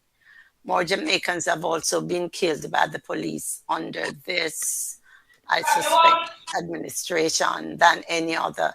That's not debatable. That's not conjecture. Those are facts. I don't know. I won't comment on that, because I don't know if saying that there are facts make them. At least facts can be proven to be true or not true. Those are facts either. I don't know. No, they can be proven. Facts are just statements that can be proven to be true or not true. So, Winnie, I don't know that those are facts either. But the other point that really Jamaicans must try to get away from is putting crime into some cubbyholes of political administration. Yes, that is sad. What we know is that last year's killing of Jamaicans by the security forces was the highest in 2 decades. Nearly 2 decades. That's what we know. And what about the discussion on landlessness? And hold on a second. And that is something that we should admit and recognize that it's just too many. Dave, we want to thank you. Okay, you're welcome. Coming on and telling us what's going on. The funeral of Miss Bulgin is, what you say, the 19th of June? I beg your pardon? Did you say the funeral is the 19th of June? The 19th of July. Oh, 19th of July. Okay, so they have a ways to go. So they want to make sure that they keep the nation's eyes focused on it. All right, 19th of July. Thank you very much. 19th of July.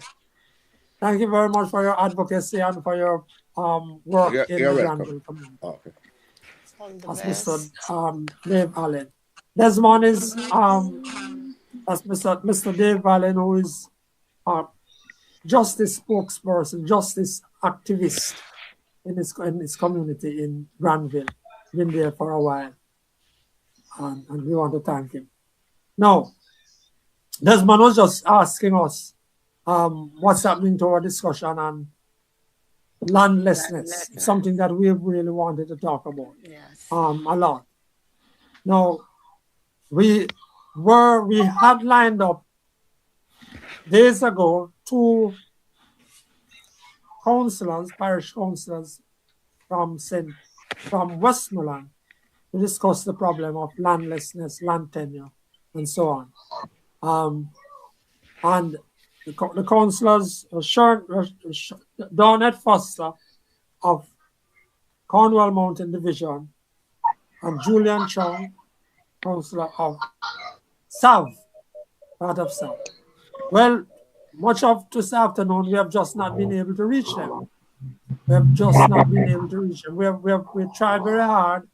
The producer, Joshua Black, and myself tried very hard, and we know that we did everything that we could to reach them, and we had expressed what we wanted to speak about. So, Winnie, as you take that comment, as a comment from Owen Richards on the police issue we were talking about, before we continue. Okay. Notice that police sometimes throw the person shot in the back of pickup truck. Does it mean that the person is being pronounced dead? That's a question. Well, rhetorical, I believe. I've read things by medical personnel who have mentioned that even in the case of Miss Bulgin, the way the police handled that body would ensure that if she wasn't dead yet, she would have died. To the point that I've heard people talking about somebody should be charged as an accessory to murder and all of that. But never mind.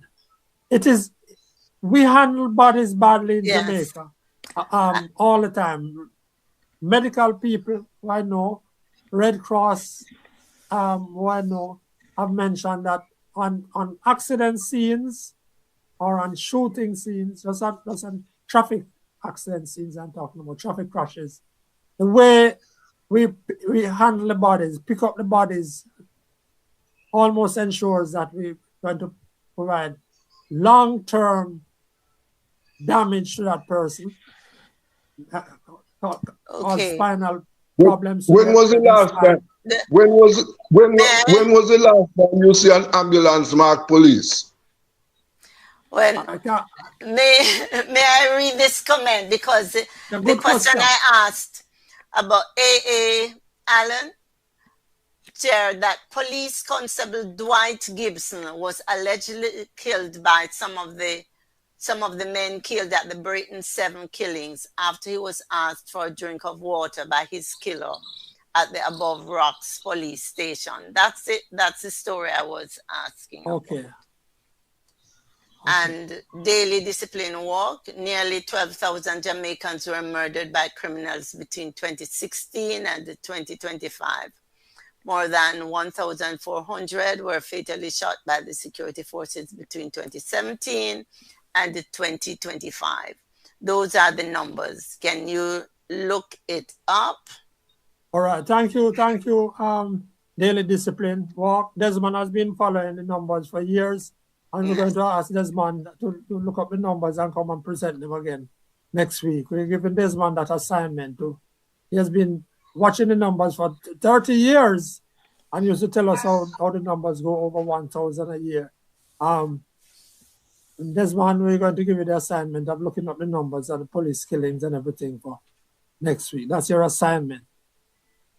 Okay. Keith P. So I was asking before Winnie comes in, I was asking a question. For you to tell me, when was the last time you saw an ambulance marked police? Did they have? No, I can't tell this one. Police ambulance? I can't tell. I honestly can't tell. But that will take us to another question about the ambulances, which we'll do a program on. Yeah, I can't tell. Traditionally, when police shoot people, they just throw them in the vehicle back. Yeah. That is how it has been done for years. And as I said to you, I've seen us Jamaican people laugh and make jokes about it when police have told that they take the body and instead of driving straight to the hospital, they drive around communities, going to different parish and so forth. Those things have been said and people have laughed about them over the years rather than crying. Winnie, your time, you want to just read that? Keith P. 1541 with a question. Shouldn't the doctor be the one who pronounced the death in that case? All the time. Well, and Desmond is raising the issue about the police ambulances because at least that you would have some paramedics and so forth operating with those, but we don't have any. Desmond, the whole business of ambulances in Jamaica is a major issue because we don't have them in the hospitals doing what ambulances used to do once upon a time. They basically now take people from the hospital to diagnostic centers and from one hospital to the other. Something can happen to you at your house and you call the ambulance. It doesn't operate. Okay. Right. So if the hospitals don't have if the hospitals don't have ambulance, you expect the police force to have ambulance? Do we expect the police force in Jamaica? No, but you're arguing that the protocol is not necessary.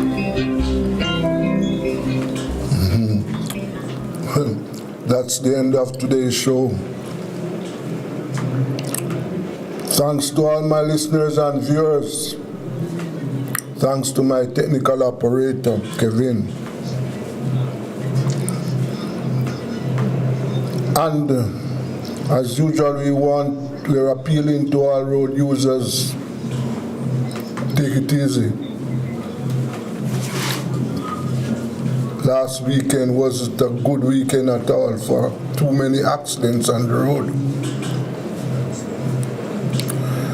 And remember to keep safe. Until Wednesday, this is Rebel Radio and I'm Desmond Richards.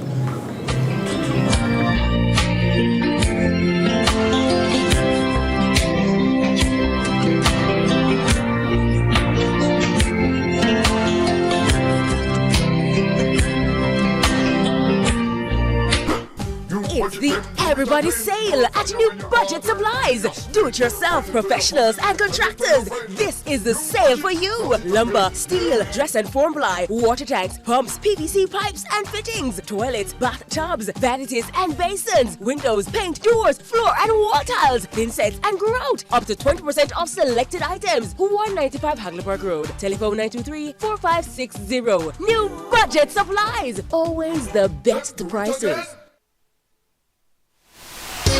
Tools, hardware, and supplies is holding up the heat this summer with their super saving summer sale.